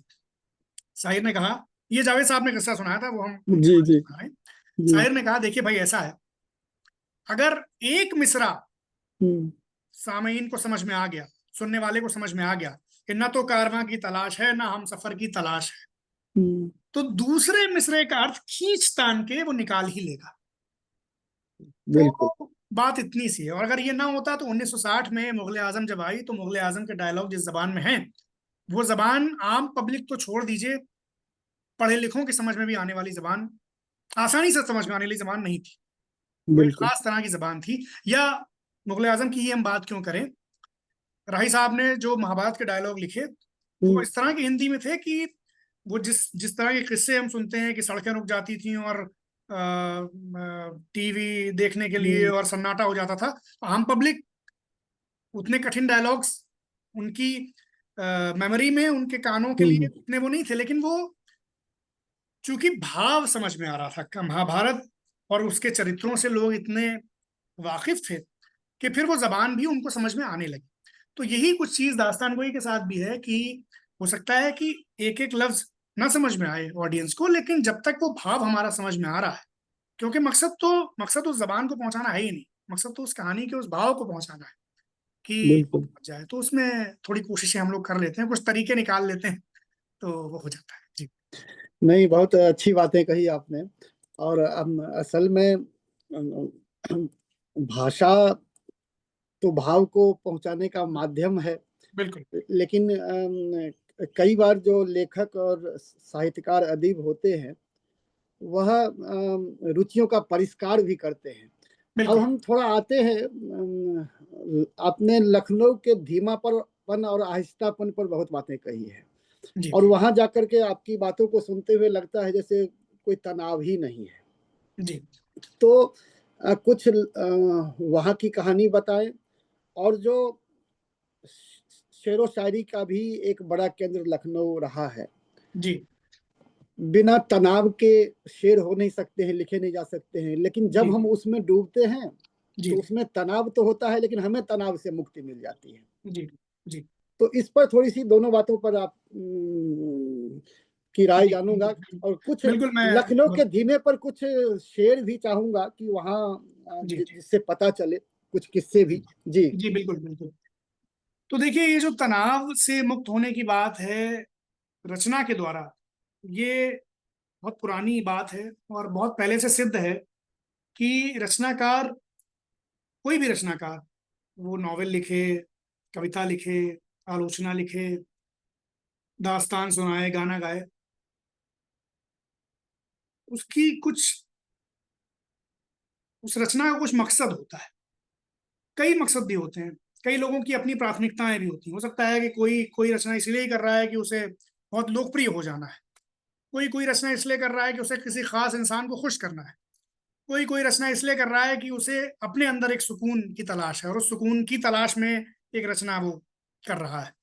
तो कई मकसद हो सकते हैं किसी रचना को करने के। तो इन सारे मकसदों में एक मकसद जिसे बहुत प्रधानता हासिल है, शायद बुनियादी मकसद वो समझा जाता है रचना कर्म का, कि भाई ये सारे मकसद भी सध जाएं तो बोनस है, लेकिन एक बात है कि हम स्वांतः सुखाए, अपने अंतःकरण की संतुष्टि के लिए, अपने अंदर की फिजा को रोशन करने के लिए, अपने अंदर के इस्तिराब को कम करने के लिए, अपने अंदर के तनाव से पार पाने के लिए एक रचना कर रहे हैं। हमारी बहुत जाती चीज है, बाद में वो चली जाए लोगों तक, लोग उसे लुत्फानंदोज हो जाए, वो एक अलग बात है। बिल्कुल।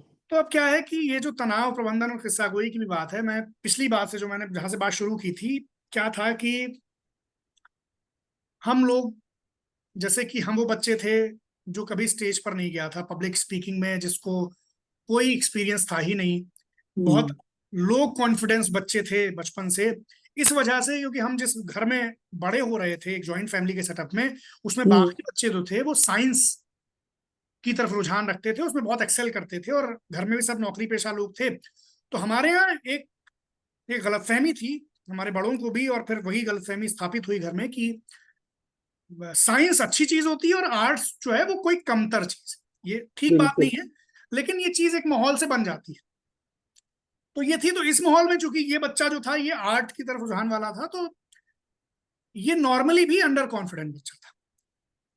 फिर बुलिंग भी थी जॉइंट फैमिली में, एक तरह बिल्कुल। की छेड़छाड़ भी थी और तमाम चीजें थी, तो उसमें कोई ऐसा काम नहीं हो पाया बचपन में कि जिसमें बहुत कॉन्फिडेंस वाले बच्चे रहे हों।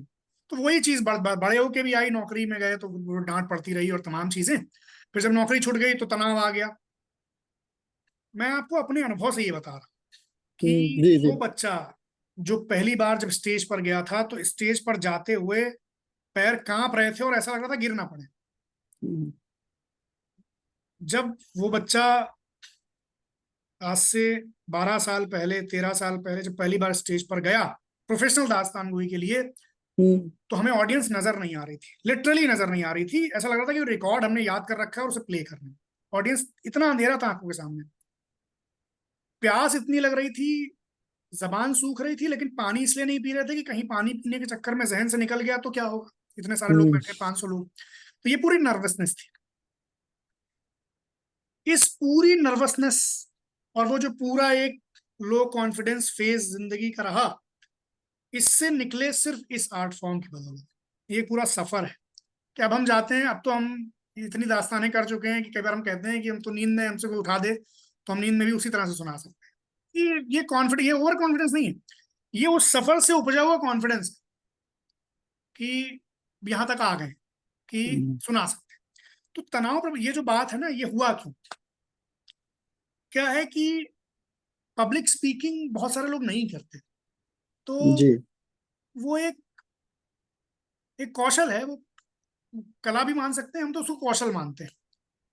वो कौशल है, स्किल है, वो आर्ट, उसको आर्ट कहें तो कहें, हम उसको स्किल मान लेते हैं। स्किल वो जो आप एक्वायर कर लेते हैं सीख कर।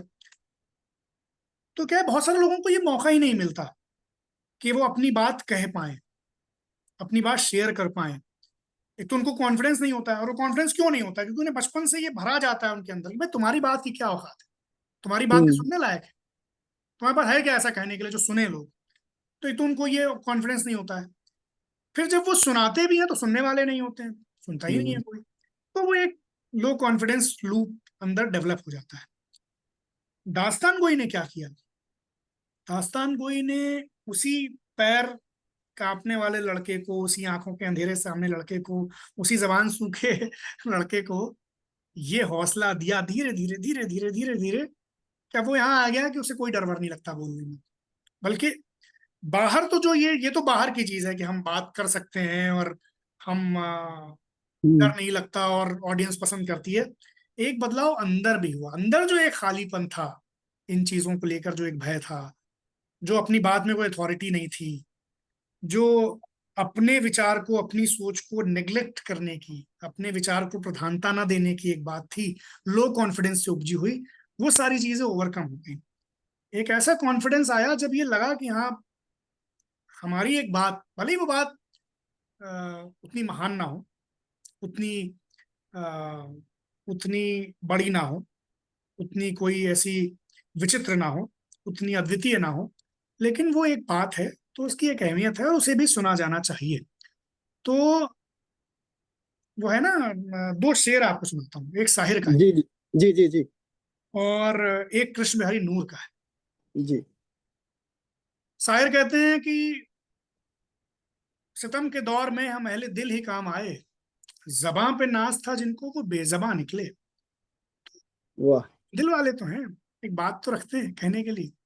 और दूसरी बात, नूर साहब का जो शेर है, मैं एक खतरा हूं, मेरा अपना वजूद तो है, हुआ करे जो समंदर मेरी तलाश में है। क्या बात। तो ये कॉन्फिडेंस, यहाँ जो हमारी जो सोच है, हमारी जो राह है, वो भी पक्की राह हो सकती है, वो अलग जरूर हो सकती है आम राह से। आम राह क्या है? जब हमने दास्तान गोई फुल टाइम शुरू की तो दास्तान गोई कोई प्रोफेशन नहीं था। तो हमारे घर में भी बहुत चिंतित थे लोग कि भाई ये क्या कर रहा है, नौकरी छोड़ के अब ये दास्तान, क्योंकि तब प्रोफेशन के तौर पे स्थापित नहीं हुआ था कि इससे पैसे कमाए जा सकते हैं। हम्म। तो वो एक ऐसी राह थी जो बनी नहीं थी, जो बनानी थी। तो वो अनिश्चित सफर था। ये 11-12 साल में हमने बना ली तो अब एक प्रोफेशन बन गया। बहुत सारे लोग आते हैं नए, जो फुल टाइम दास्तान गोई करना चाहते हैं और करते हैं और पैसे कमाते हैं और जिंदगी चलती हो रहा। हम भी वही कर रहे हैं, उसी से पैसा कमा रहे हैं, उसी से दुनिया भर में जा रहे हैं, उसी से दाल रोटी चल रही है।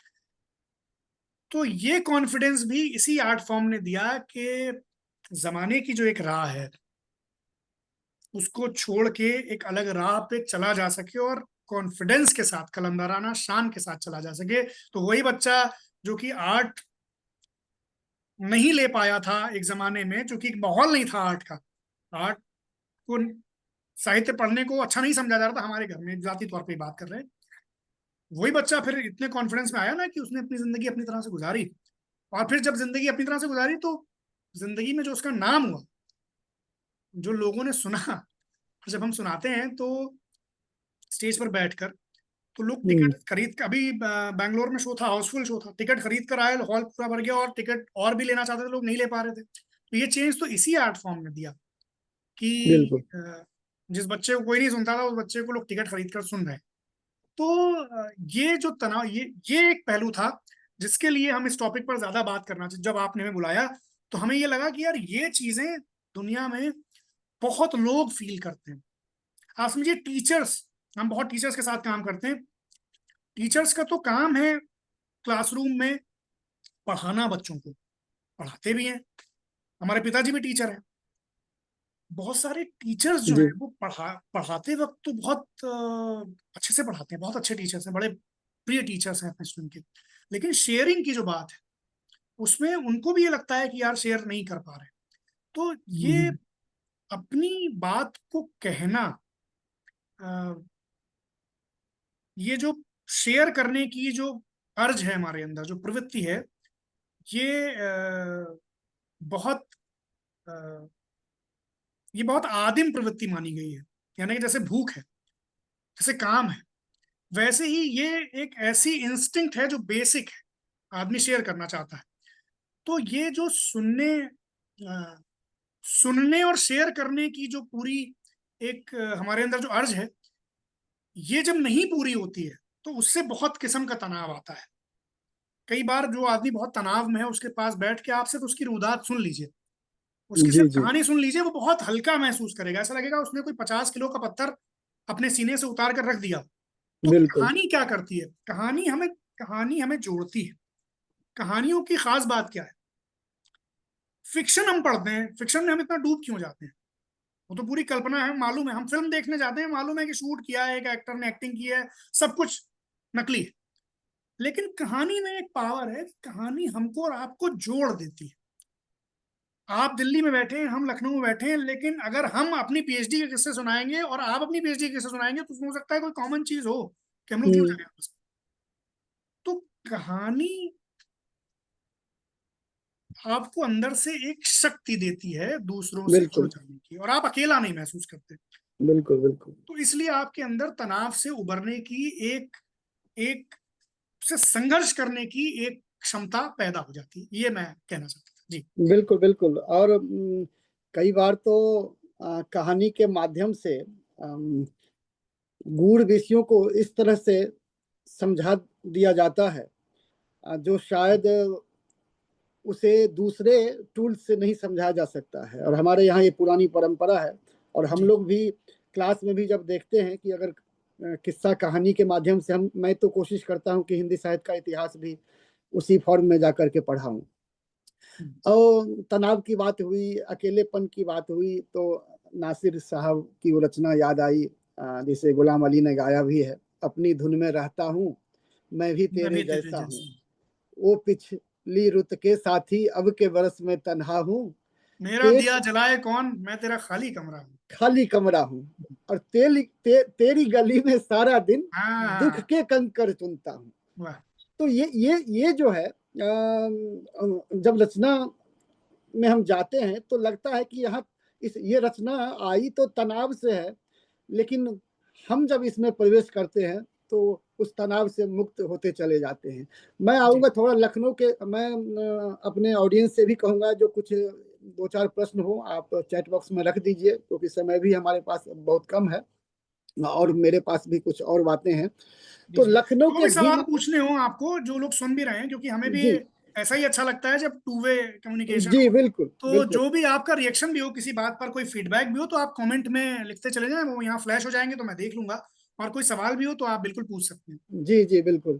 तो लखनऊ के धीमापन पर थोड़ी सी चर्चा करें, क्योंकि आपने एक इंटरव्यू में भी कहा है कि लोग रिसर्च करेंगे आने वाले समय में। मतलब एक तरफ रफ्तार है, और रफ्तार का संबंध तनाव से है। वहां पर आप लखनऊ के धीमापन की बात करते हैं, आहिस्तापन की बात करते हैं, और कहते हैं कि ये दुनिया के लिए एक नायाब चीज है। तो ऐसा क्यों कहते हैं, और उसमें शेरो शायरी की क्या भूमिका है, थोड़ा उस जी पर। जी। तो ये जो धीमेपन की बात है, ये इसलिए है क्योंकि कोई भी चीज, किसी भी चीज का हुस्न अगर आपको समझना है, उसको महसूस करना है, तो थोड़ा ठहराव के साथ ही वो आपको समझ में आएगा। यानी किसी इंसान से आप मिले, आपने मिलते ही उसके बारे में राय कायम कर ली, तो आप उसको समझ ही नहीं पाएंगे। एक इंसान अपने आप में पूरी दुनिया है। तो थोड़ा टाइम दीजिए, समझिए, और समझने की प्रोसेस को एंजॉय कीजिए। वो एक सफर है। समझ जाना तो एक मंजिल है, उसमें मजा नहीं है। मंजिल पे पहुंच गया तो क्या मजा है। असल जी मजा जो जी। समझने की प्रोसेस है, जो सफर है, उसमें है। तो हम्म, ऐसे ही ये धीमापन जो है, ये कबीर ने इस पे बहुत जोर दिया है। वो उनका बहुत मशहूर हम्म, दोहा है कि धीरे धीरे रे मना, धीरे सब कुछ होए, माली सींचे 100 घड़ा, रुत आवे फल हम्म, होए। अब हम्म, दशहरी आम जो हमारे यहाँ आता है लखनऊ में, वो इसलिए उसकी इतनी धूम रहती है, इसलिए लोग मतलब दीवाने रहते हैं उसके, कि वो एक बार साल में जून में आता है। अब वो दशहरी आम अगर हर महीने आने लगेगा और कभी भी आ जाएगा, तो उसकी उतनी धूम नहीं। वो उसका, और से ये भी एक चीज है कि वो दशहरी जून में ही आ सकता है, वो आ नहीं सकता जनवरी में। उसका एक समय है। आप कुछ भी कर लीजिए, कितना भी रो लीजिए, कितना भी सर पटक लीजिए, कितनी भी कोशिश कर हम्म, लीजिए, वो जून में आएगा तो जून में आएगा। तो ठहराव की एक अहमियत है बहुत सारी चीजों में। और लखनऊ की जहां तक बात है, लखनऊ के ठहराव की हम इसलिए बात ज्यादा करते हैं। लखनऊ हमारा अपना शहर है, और हमने जी शहर को, मतलब मेरी उम्र कितनी है, बहुत कम उम्र है, 38 साल की उम्र। एक शहर को समझने के लिए कोई उम्र नहीं होती। शहर को समझने वाले तो मतलब बुजुर्ग भी जो हमारे हैं, जो जो 90 साल के हैं, जिनसे हम बात करते हैं, वो भी कहते हैं कि यार लखनऊ को तो हम अभी समझ ही रहे हैं। तो मेरा ये कहना है कि अगर 38 साल की उम्र में हमने अपने बचपन से अभी के लखनऊ में एक लखनऊ के चरित्र को बदलते देख लिया, धीरे धीरे एक हम्म, लखनऊ के मिजाज में एक तब्दीली आने लगी, तो हमें लगा कि यार कहानियों के जरिए से हम एक काम तो कर सकते हैं। बदलाव को तो कोई रोक नहीं सकता, तब्दीली तो परिवर्तन प्रकृति का नियम है, और हम उस ख्याल के नहीं है कि हम इतने जड़ हों कि हाँ रोक लें हम किसी चीज को। लेकिन हम ये तो कर सकते हैं कि हम इस बदलती हुए लखनऊ में उस लखनऊ के कुछ किस्से सुना सकते हैं। तो उस लखनऊ की एक याद को लखनऊ, ये जो नए लखनऊ वाले हैं, इनके दिल में बसा सकते हैं कि भाई हमारा पुराना लखनऊ कैसा था। एक एक्सपीरियंस तो दे सकते हैं उन्हें। तो फिर वो उसमें जो अच्छी चीजें हैं वो रिवाइव कर ली जाएंगी। आजकल तो बहुत तमाम चीजें हैं रिवाइवल की। तो ये कोशिश रहती है। तो धीमेपन की जहां तक बात है, ये शहर तो इसका इसका मूल मिजाज था धीमेपन का, लखनऊ हम्म, का। या कोई भी रिवायती शहर हो, उसमें एक धीमेपन का एक मामला रहता है। क्योंकि वो धीमापन क्यों आया? क्योंकि वो धीमापन आया सुकून से। हम्म, इंसान बैठा, अड्डेबाजी की एक दुनिया थी, बैठे हम्म, कहीं चाय पे, चौपाल पे, नुक्कड़ पे, और बातें चल रही। क्योंकि मोबाइल तो था नहीं। अब तो मोबाइल आ गया तो हर इंसान अपने आप में भी एक व्यस्त रहता है, मोबाइल में भी व्यस्त रहता है। लेकिन पहले तो यही तरीका था कि भाई चार लोग बैठ गए और बातें हो रही हैं और किस्से सुनाए जा रहे हैं। तो क्या हुआ, धीमेपन को बड़ी प्रधानता थी। अब एक जमाना बदल गया। अब तेजी पे बहुत जोर है कि जो चीज तेज है वो अच्छा है, और अटेंशन स्पैन कम होता चला जा रहा है। क्योंकि 90 सेकंड का जब हो गया, रील्स में 90 सेकंड पे बात होती है, तो अब उसमें क्या है कि 3 घंटे की फिल्म लंबी लगती है, तो फिल्म देखते हुए भी कई लोग रील स्क्रॉल करते हैं। हम्म, तो उस दौर में हम, और हमारी कहानी क्या थी, ये दास्तान गोई में तो लॉन्ग नैरेटिव की आर्ट फॉर्म है, कहानियां ऐसी जो कई कई दिन, कई कई हफ्ते, कई कई महीने, कई कई साल तक चलती रहे, 46 वॉल्यूम में 46,000 पन्नों में।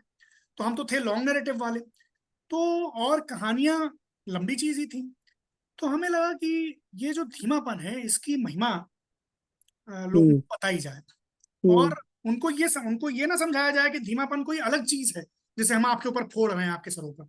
उनको यहां से बताया जाए कि भाई आप जिस सरजमीन से आते हैं, जिस परंपरा से आते हैं, आपके अंदर वो धीमापन है, आप बस अपने आसपास महसूस तो करिए।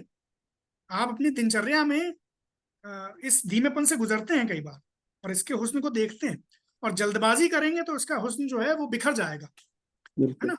तो लखनऊ के धीमेपन पे इसलिए हम बहुत बात करते हैं, और उस पे बहुत सारे किस्से भी सुनाते हैं। तो ये बात है।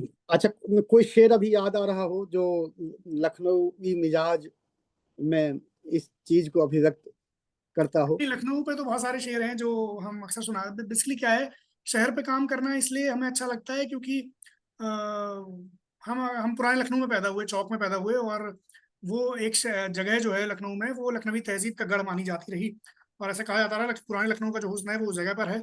तो जब एक नया लखनऊ हमारे सामने आ गया और उसकी बड़ी डोमिनेंस हो गई, तो हमें लगा यार इस लखनऊ में उस लखनऊ को भी जिंदा रखा जाए। तो फिर ये किस्से सुनाने शुरू किए। तो उसमें शहर के किस्से बहुत हैं, शहर के शेर शायरी बहुत हम सुनाते हैं, तो कुछ सुना देते हैं जो जो याद आते हैं। तो एक जी जैसे जी जी जी। एक शेर था कि नहीं छुटती छुड़ाने से ऐसी आदत है लखनऊ, नहीं छुटती छुड़ाने से ऐसी आदत है लखनऊ, तुम्हारे लिए शहर होगा, हमारी लत है लखनऊ। क्या बात है, क्या हमारी बात। लत है लखनऊ। तो ये है कि सिर्फ शहर के बतौर हम एक शहर को नहीं देखते, बल्कि एक तहजीब के तौर पर, एक वैल्यू सिस्टम के तौर पर, एक मूल्यबोध के तौर पर उस तरह से देखते हैं। और उस शहर को हम प्यार भी करते हैं, और इसीलिए फिर लखनऊ में रहते भी हैं, और लखनऊ में रहते हुए दुनिया भर में जाते हैं, और इसी जबान को, इसी मिजाज को लेकर जाते हैं कि हम जब जाते हैं तो अपने साथ एक छोटा लखनऊ भी लेकर जाते हैं। बहुत बढ़िया। एक किशोर जी प्रश्न पूछ रहे हैं कि कहानी सुनना या पढ़ना, दोनों में से तनाव कम करने के लिए क्या ज्यादा बेहतर है? दोनों चीजें बेहतर हैं, पढ़ के भी उतना ही मजा, अगर अच्छी तरह से लिखी गई कहानी है किसी भी लेखक की, तो वो उतना ही जादुई असर करती है। सुनना इसलिए ज्यादा, जैसे अच्छी लिखी हुई कहानी अगर कोई अच्छी तरह से सुना भी दे, तो वो हाँ। एक डबल सोने पे सुहागा हो जाता है। तो लेकिन तनाव कम करने के लिए दोनों ही, क्योंकि दोनों अपने आप में स्वतंत्र विधाएं हैं। लेखन हम्म अपने आप में एक कला है, और अच्छी तरह से लिखी हुई कोई चीज आप पे वैसा ही जादू करती है जैसा अच्छी तरह से सुनाई हुई कोई चीज करती है। बस सुनाने में एक डबल स्पेस हमारे पास ये होता है कि लिखी हुई चीज को ही हम सुना सकते हैं, तो लिखने का तो पूरा सौंदर्य है ही हमारे पास। और सुनी हुई बात, जैसे कि हमने आपसे कहा पहले शो में, सुनाने में कोई चमत्कार नहीं था, लेकिन वो दास्तान अच्छी हम्म। लिखी गई थी इसलिए उसने असर किया। अब जब उसी दास्तान को हम अच्छे से सुना भी देंगे तो वो डबल असर करेगी। तो दोनों चीजें अच्छी हैं। जी। अच्छा, एक प्रश्न और है दास्तान गोई को लेकर के, मैं उस पर आऊंगा। आपने एक बार भोज प्रबंध के उस लक्ष्मीधर नाम के जो उनके सभासद थे, जिनको जगह देने के लिए जगह ढूंढी गई राजा भोज के द्वारा, और कहा गया कि जो कभी नहीं हो उसका घर इनको दे दिया जाए। तो भोज प्रबंध की कहानी थी, किस्सा गोई की बात चल रही है, कहीं मैं आपको सुन रहा था, काव्यम करोमि नहीं चारुतम करोमि। वो क्या मामला था, थोड़ा यहाँ के ऑडियंस को बताएं। मुझे आपका आधा सवाल सुनाई दिया, तो मुझे फिर से रिपीट कर दें सवाल। हाँ, जो भोज प्रबंध की कथा जी है, जी जी जी जी, जिसमें लक्ष्मीधर नाम के विद्वान को राज्य में जगह देने के लिए जी जी जी जी। राजा भोज ने वो कहा कि मुझे वो ऐसे कहानी लोगों, मैंने क्योंकि सुनाई इसका भी है। इसका संबंध जो क्रिएटिविटी है उससे जी बहुत ज्यादा है। जी जी और जी ये कथा इस बात के लिए भी है कि आप किसी भी प्रोफेशन में हो, जी अगर आपके भीतर रचनात्मकता है तो जी तनाव नहीं हो। जी बिल्कुल। तो हाँ ये कथा हमने सुनाई भी है, लेकिन हाँ, ये बहुत इसीलिए। दिनों से नहीं सुनाई। तो वो जो जो कहानी बहुत दिनों से सुनाओ ना, तो फिर वो हमें लगता है कि चूंकि इसमें थोड़ा प्रोफेशनलिज्म आड़े आ जाता है, हमें हाँ, लगता है कि वो चीज पेश की जाए जो, चूंकि क्या है, आप एक मंच पर सुना रहे हैं, हम्म, तो तैयार चीज ही सुनाएं। जी। यानी कि हम हमें ऐसा समझ में आता है कि कोई भी चीज हाफ हार्टेड नहीं होनी चाहिए। जब हम्म आप अपना हम्म काम करें तो वो काम आप पूरी लगन से करें। तो ये कथा बहुत दिनों से सुनाई नहीं है, इसलिए मेरी उतनी सुना तो हम सकते हैं लेकिन उतना मजे से नहीं सुना पाएंगे। तो अगर आप सुना सकें तो मैं उसमें मुझे ज्यादा मजा आएगा। और जी जी जी जी जी जी जी हाँ, मैंने आपको वो सुना था जी कि वो भोज प्रबंध के अनुसार हुआ ये कि जी एक लक्ष्मीधर नाम के विद्वान को जगह देने के लिए जी राजा ने कहा कि जो हमारे यहाँ कविता नहीं करता हो हाँ उसे ढूंढ कर ले आओ और उसका घर इनको दे दो। हाँ तो अंत में एक जो कारपेंटर थे, हाँ बुनकर थे, उनको बुलाकर लाया गया। हम्म, तो उन्होंने कहा कि काव्यम करोमि नहीं चारुतम करोमि यत्नाद करोमि यदि चारुतम करोमि। मैं काव्य नहीं करता हूँ, हाँ अगर करता हूँ तो कुछ ठीक ठाक कर लेता हूँ अगर कोशिश करने से। हाँ और फिर वो आगे जो है वो पूरा का पूरा उनका जो है महिमा मंडन है, भूपाल मौलि मंडित महिमा मंडित पाद पीठ हे सहसांक कवियामी बयामी यामी। तो वाह ये जो अंतिम जो 3 शब्द है जी कवियामी, मैं जी कविता करता हूँ और बुनता हूँ और हाँ अब मैं जाता हूँ। तो वाह ये जो एक रचनाकार की जो कहिए ठसक जो होती है, जी ये तभी होगी जब उसके भीतर क्रिएटिविटी है, और क्रिएटिविटी है तो फिर तनाव नहीं होगा। ये एक इसमें एक पहलू और है इस कहानी में। जी जी ये कहानी ये भी बताती है कि बहुत हम लोग ये समझते हैं ना कई बार बाहर से कि कला जो है वो अलग है और कलाकार अलग है, और कला कोई ऐसी चीज है जिंदगी में जिसे आपने पहना और फिर उतार दिया। हम्म कला, ये कहानी यही बताती है कला जिंदगी में कितनी रची बसी है और कितना इंटीग्रल पार्ट है किसी के जीवन का। और क्रिएटिविटी के संबंध में तो है ही है कि किस तरह से हम्म एक समाज में कलाकारों की क्या पहट होती है और उनका क्या असर होता है। तो जब हम लखनऊ के किस्से सुनाते हैं तो उसमें बहुत सारे ऐसे लोगों के भी किस्से सुनाते हैं जो कि शायद उतने नामी गिरामी लोग नहीं थे, जी जी उतने बड़े लोग नहीं थे, दुनियावी पैमाने पर उनके सरों पर उतना उजाला नहीं था, लेकिन जिंदगी उन्होंने जिस तरह से जी, उन्होंने इस शहर की तहजीब को बनाने में एक किरदार निभाया। भले ही ये हमारी अपनी अयोग्यता थी कि हम उन लोगों के प्रयासों को रिकॉग्नाइज नहीं कर पाए, उनका संज्ञान नहीं ले पाए, और अब हमारे सामने एक ये गलत धारणा बन जाती है कि गोया शहर की तहजीब को सिर्फ अमीर लोगों ने, सिर्फ तालुकेदारों ने, सिर्फ राजाओं ने, सिर्फ महाराजाओं ने, सिर्फ नवाबों ने बनाया। मैं ये कहता हूं कि कोई भी शहर, अगर शहर में कोई तहजीब आई तो शहर में तो हर तरह के हर तबके के लोग रहते हैं।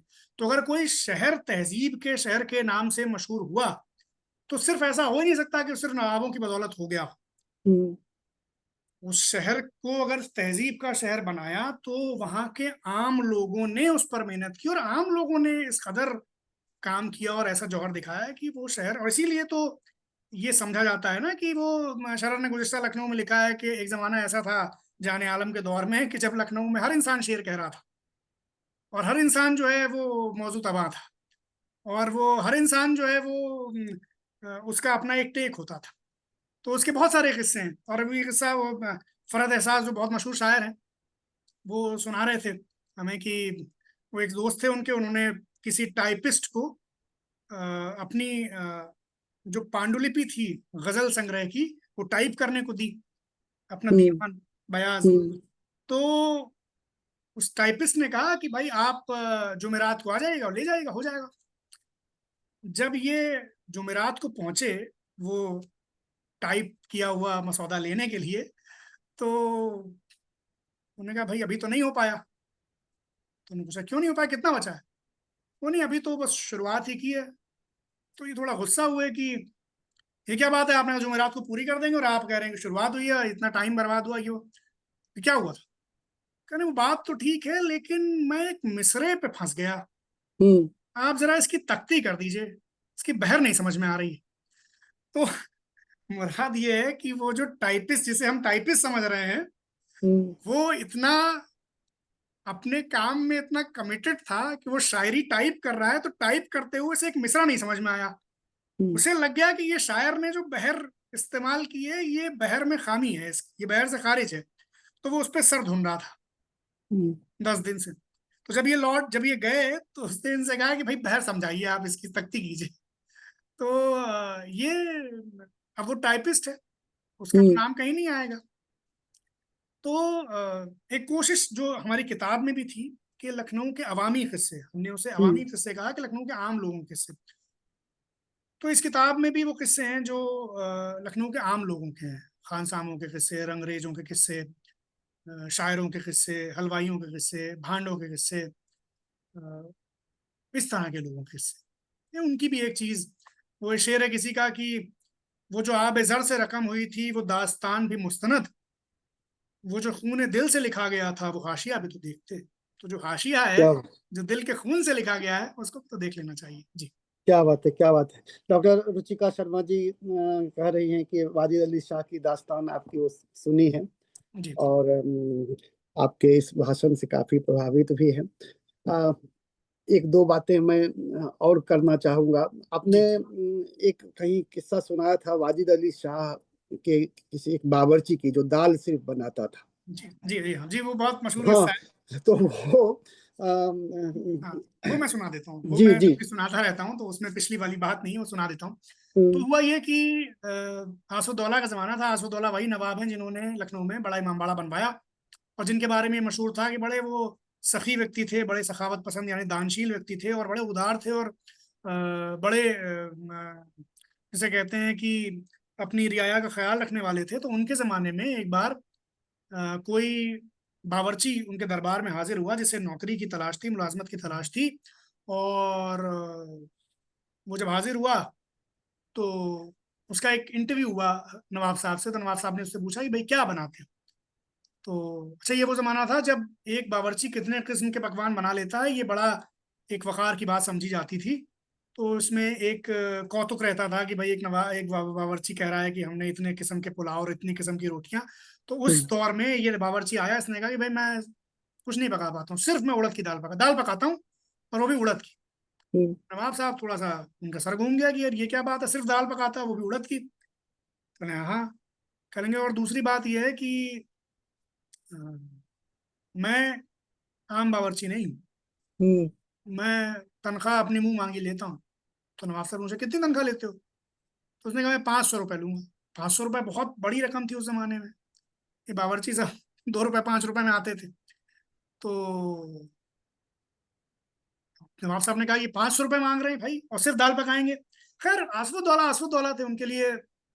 500 रुपये क्या हुए, वो तो हम्म, दानशील व्यक्ति थे। तो उन्होंने कहा ठीक है, आपको 500 रुपये देना कबूल किया, आप उड़द की दाल पकाते हैं, आपको नौकरी पर रख लिया गया।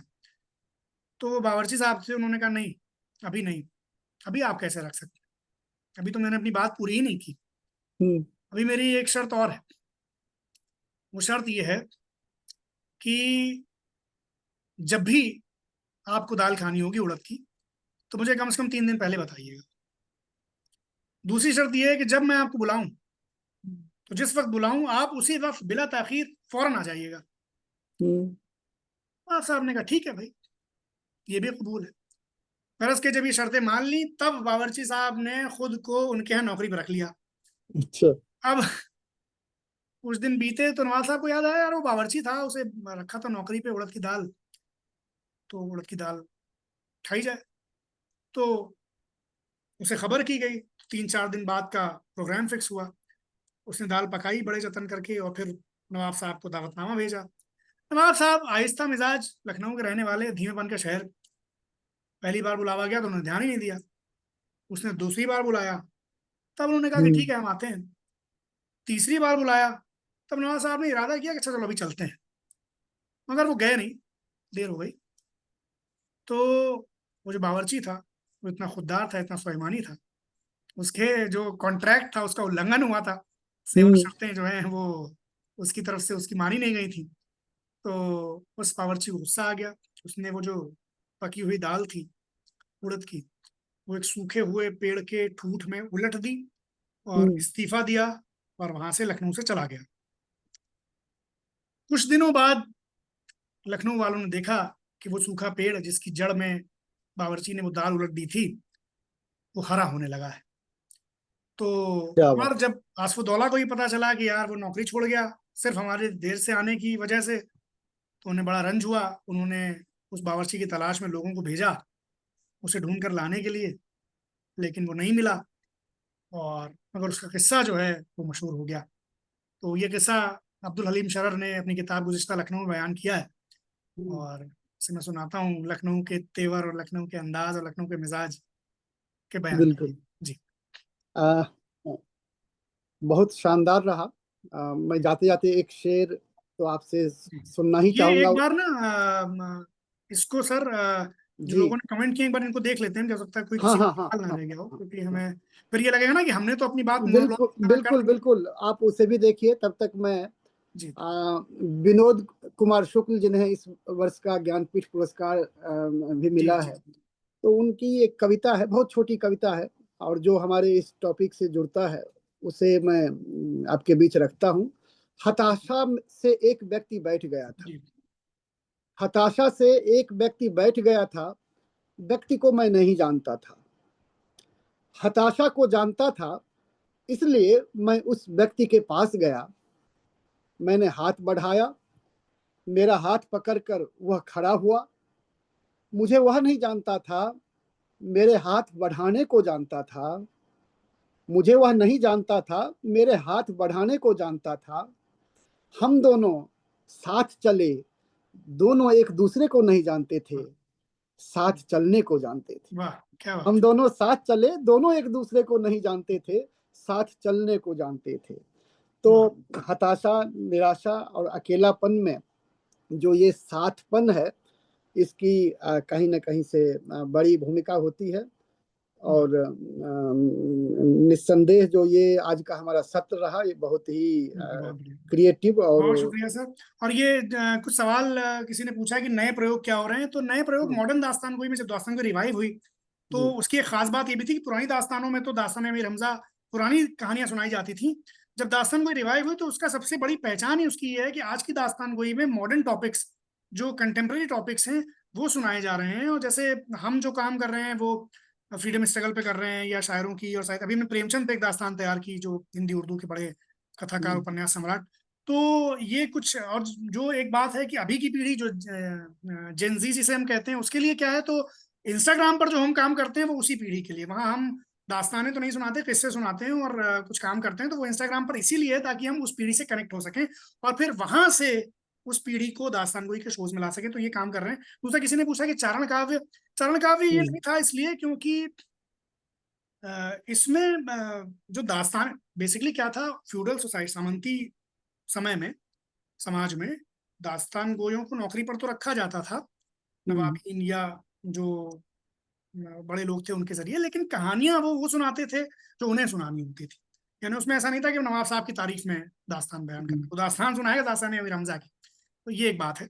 फिर एक कोई सवाल और था किसी का, जो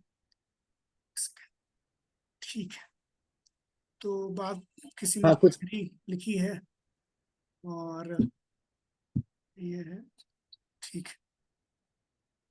ठीक है, बाकी ये किसी ने गजल लिखी है जो कि तन को, हाँ, ये गजल जो है ये रामदरस मिश्र जी की, रामदास मिश्र जी का है। जी ये जी जी, बिल्कुल दंतवाड़ी बिल्कुल। जी की नहीं है, उन्होंने सुनाई कहीं जरूर होगी, लेकिन ये हाँ है हाँ रामदरस हाँ, मिश्र। ये बनाया है शुक्रिया सर, उन्होंने। बहुत शुक्रिया, बहुत मजा आया हमें। और बाकी जो लोग जुड़े हुए हैं कुछ और पूछना चाहें तो इंस्टाग्राम पर हिमांशु वाजपेयी, himanshu.lakhnaua मेरा आईडी है, वहां पर आप डीएम कर सकते हैं। इंस्टाग्राम पर मैं एक्टिव रहता हूँ, वहां पे कोशिश करूंगा जवाब दे सकूं। और कभी मौका लगा तो सर कॉलेज में आएंगे हम और परफॉर्म भी करेंगे नहीं, बिल्कुल दास्तान। आपने वादा किया है जी बिल्कुल कि कभी आप जब दिल्ली आगमन होगा तो एक तो हमारे बिल्कुल यहाँ के लिए जो है बिल्कुल इतनी करेंगे। तो। और बिल्कुल, और जो लोग सुन रहे हैं अगर वो भी करवाना चाहें तो प्लीज संपर्क, चूंकि हमारा ही कारवां आप ही लोगों से आगे बढ़ता है। तो बिल्कुल। आप सब किसी न किसी कॉलेज से जुड़े हैं, तो अगर आपको दास्तान करवानी हो तो आप वहां भी संपर्क कर सकते हैं। तो बात नहीं, बिल्कुल मैं इससे पहले आपसे कोई बातचीत नहीं थी, और मैंने आपको फोन पहली बार लगाया, और जिस तरह से आपने रिस्पांस दिया वो इस बात का प्रमाण है कि आप लंबी रेस में जाएंगे और आप नहीं, बहुत नाम कमाएं, वो और तो इस इसलिए सर विधा कॉलेज में को। एक तो पिताजी हमारे टीचर, तो टीचरों से वैसे भी मेरा एक अदब है उनके लिए मेरे मन में। दूसरा ये कि हमने कहा ना कि हम चूंकि थोड़ा पहले तो लो कॉन्फिडेंस रहे, बाद में जब कॉन्फिडेंस आ गया तो जैसे दिमाग नहीं खराब होता है, नया नया पैसा आदमी के पास आता है, तो मेरे पास नया नया विद्रोह आ गया तो दिमाग खराब हो गया, तो हमने पीएचडी कर तो ली पूरी, लेकिन गए नहीं उसमें। लेकिन अगर वो दिमाग ना खराब हुए होते तो हम भी कॉलेज में पढ़ा रहे होते या किसी यूनिवर्सिटी में। तो इसलिए हम वो बहुत सम्मान से और उस पूरी विधा को जो आप लोग काम कर रहे हैं वो बहुत अहम काम है, इसलिए मेरे अंदर एक कुदरती सम्मान है टीचर्स को और कॉलेजेस को लेके। तो जब आपने कहा, और टॉपिक भी ऐसा था, अच्छा उसमें एक उलझन ये थी पहले कि हमें लगा दिल्ली, तो वो चूंकि हम लखनऊ में रहते हैं, ट्रैवल करना है, जब आपने कहा ऑनलाइन तो हमने कहा फिर तो कोई दिक्कत ही नहीं, फिर तो कर सकते हैं, तो वो कोई मसला नहीं है। कभी फिर भी जरूरत पड़ेगी, कभी फिर याद कर लीजिएगा सर, आ जाएंगे उसमें। नहीं, बिल्कुल बिल्कुल, आपका बहुत बहुत धन्यवाद। हमारा जो महाविद्यालय है ये एनआरएफ में भारत सरकार ने इसे ऑल इंडिया रैंक 5वां दिया है, और नैक में A++ है। और ये सब हमारे विजनरी जो प्रिंसिपल हैं प्रोफेसर ज्ञानतोष कुमार झा जी के नेतृत्व में पिछले 10-12 वर्षों में हुआ है। और आपको बताएं कि हम हर वर्ष करते हैं। पिछले वर्ष हमने सिनेमा और थिएटर पर किया था, जिसमें राम गोपाल बजाज से लेकर के नादिरा बब्बर और तमाम लोग जुड़े थे। तो आगे भी आपको जोड़ेंगे और ऑफलाइन हम कॉलेज में आपको बुलाएंगे। आपका बहुत बहुत धन्यवाद। तो इसी के साथ ये सत्र की समाप्ति होती है। अगर प्रोफेसर हमारे coordinator professor Anjali Gupta ma'am अगर कुछ कहना चाहें तो आपका स्वागत है। ठीक है Himanshu ji, thank you sir, thank you, धन्यवाद, शुक्रिया सर।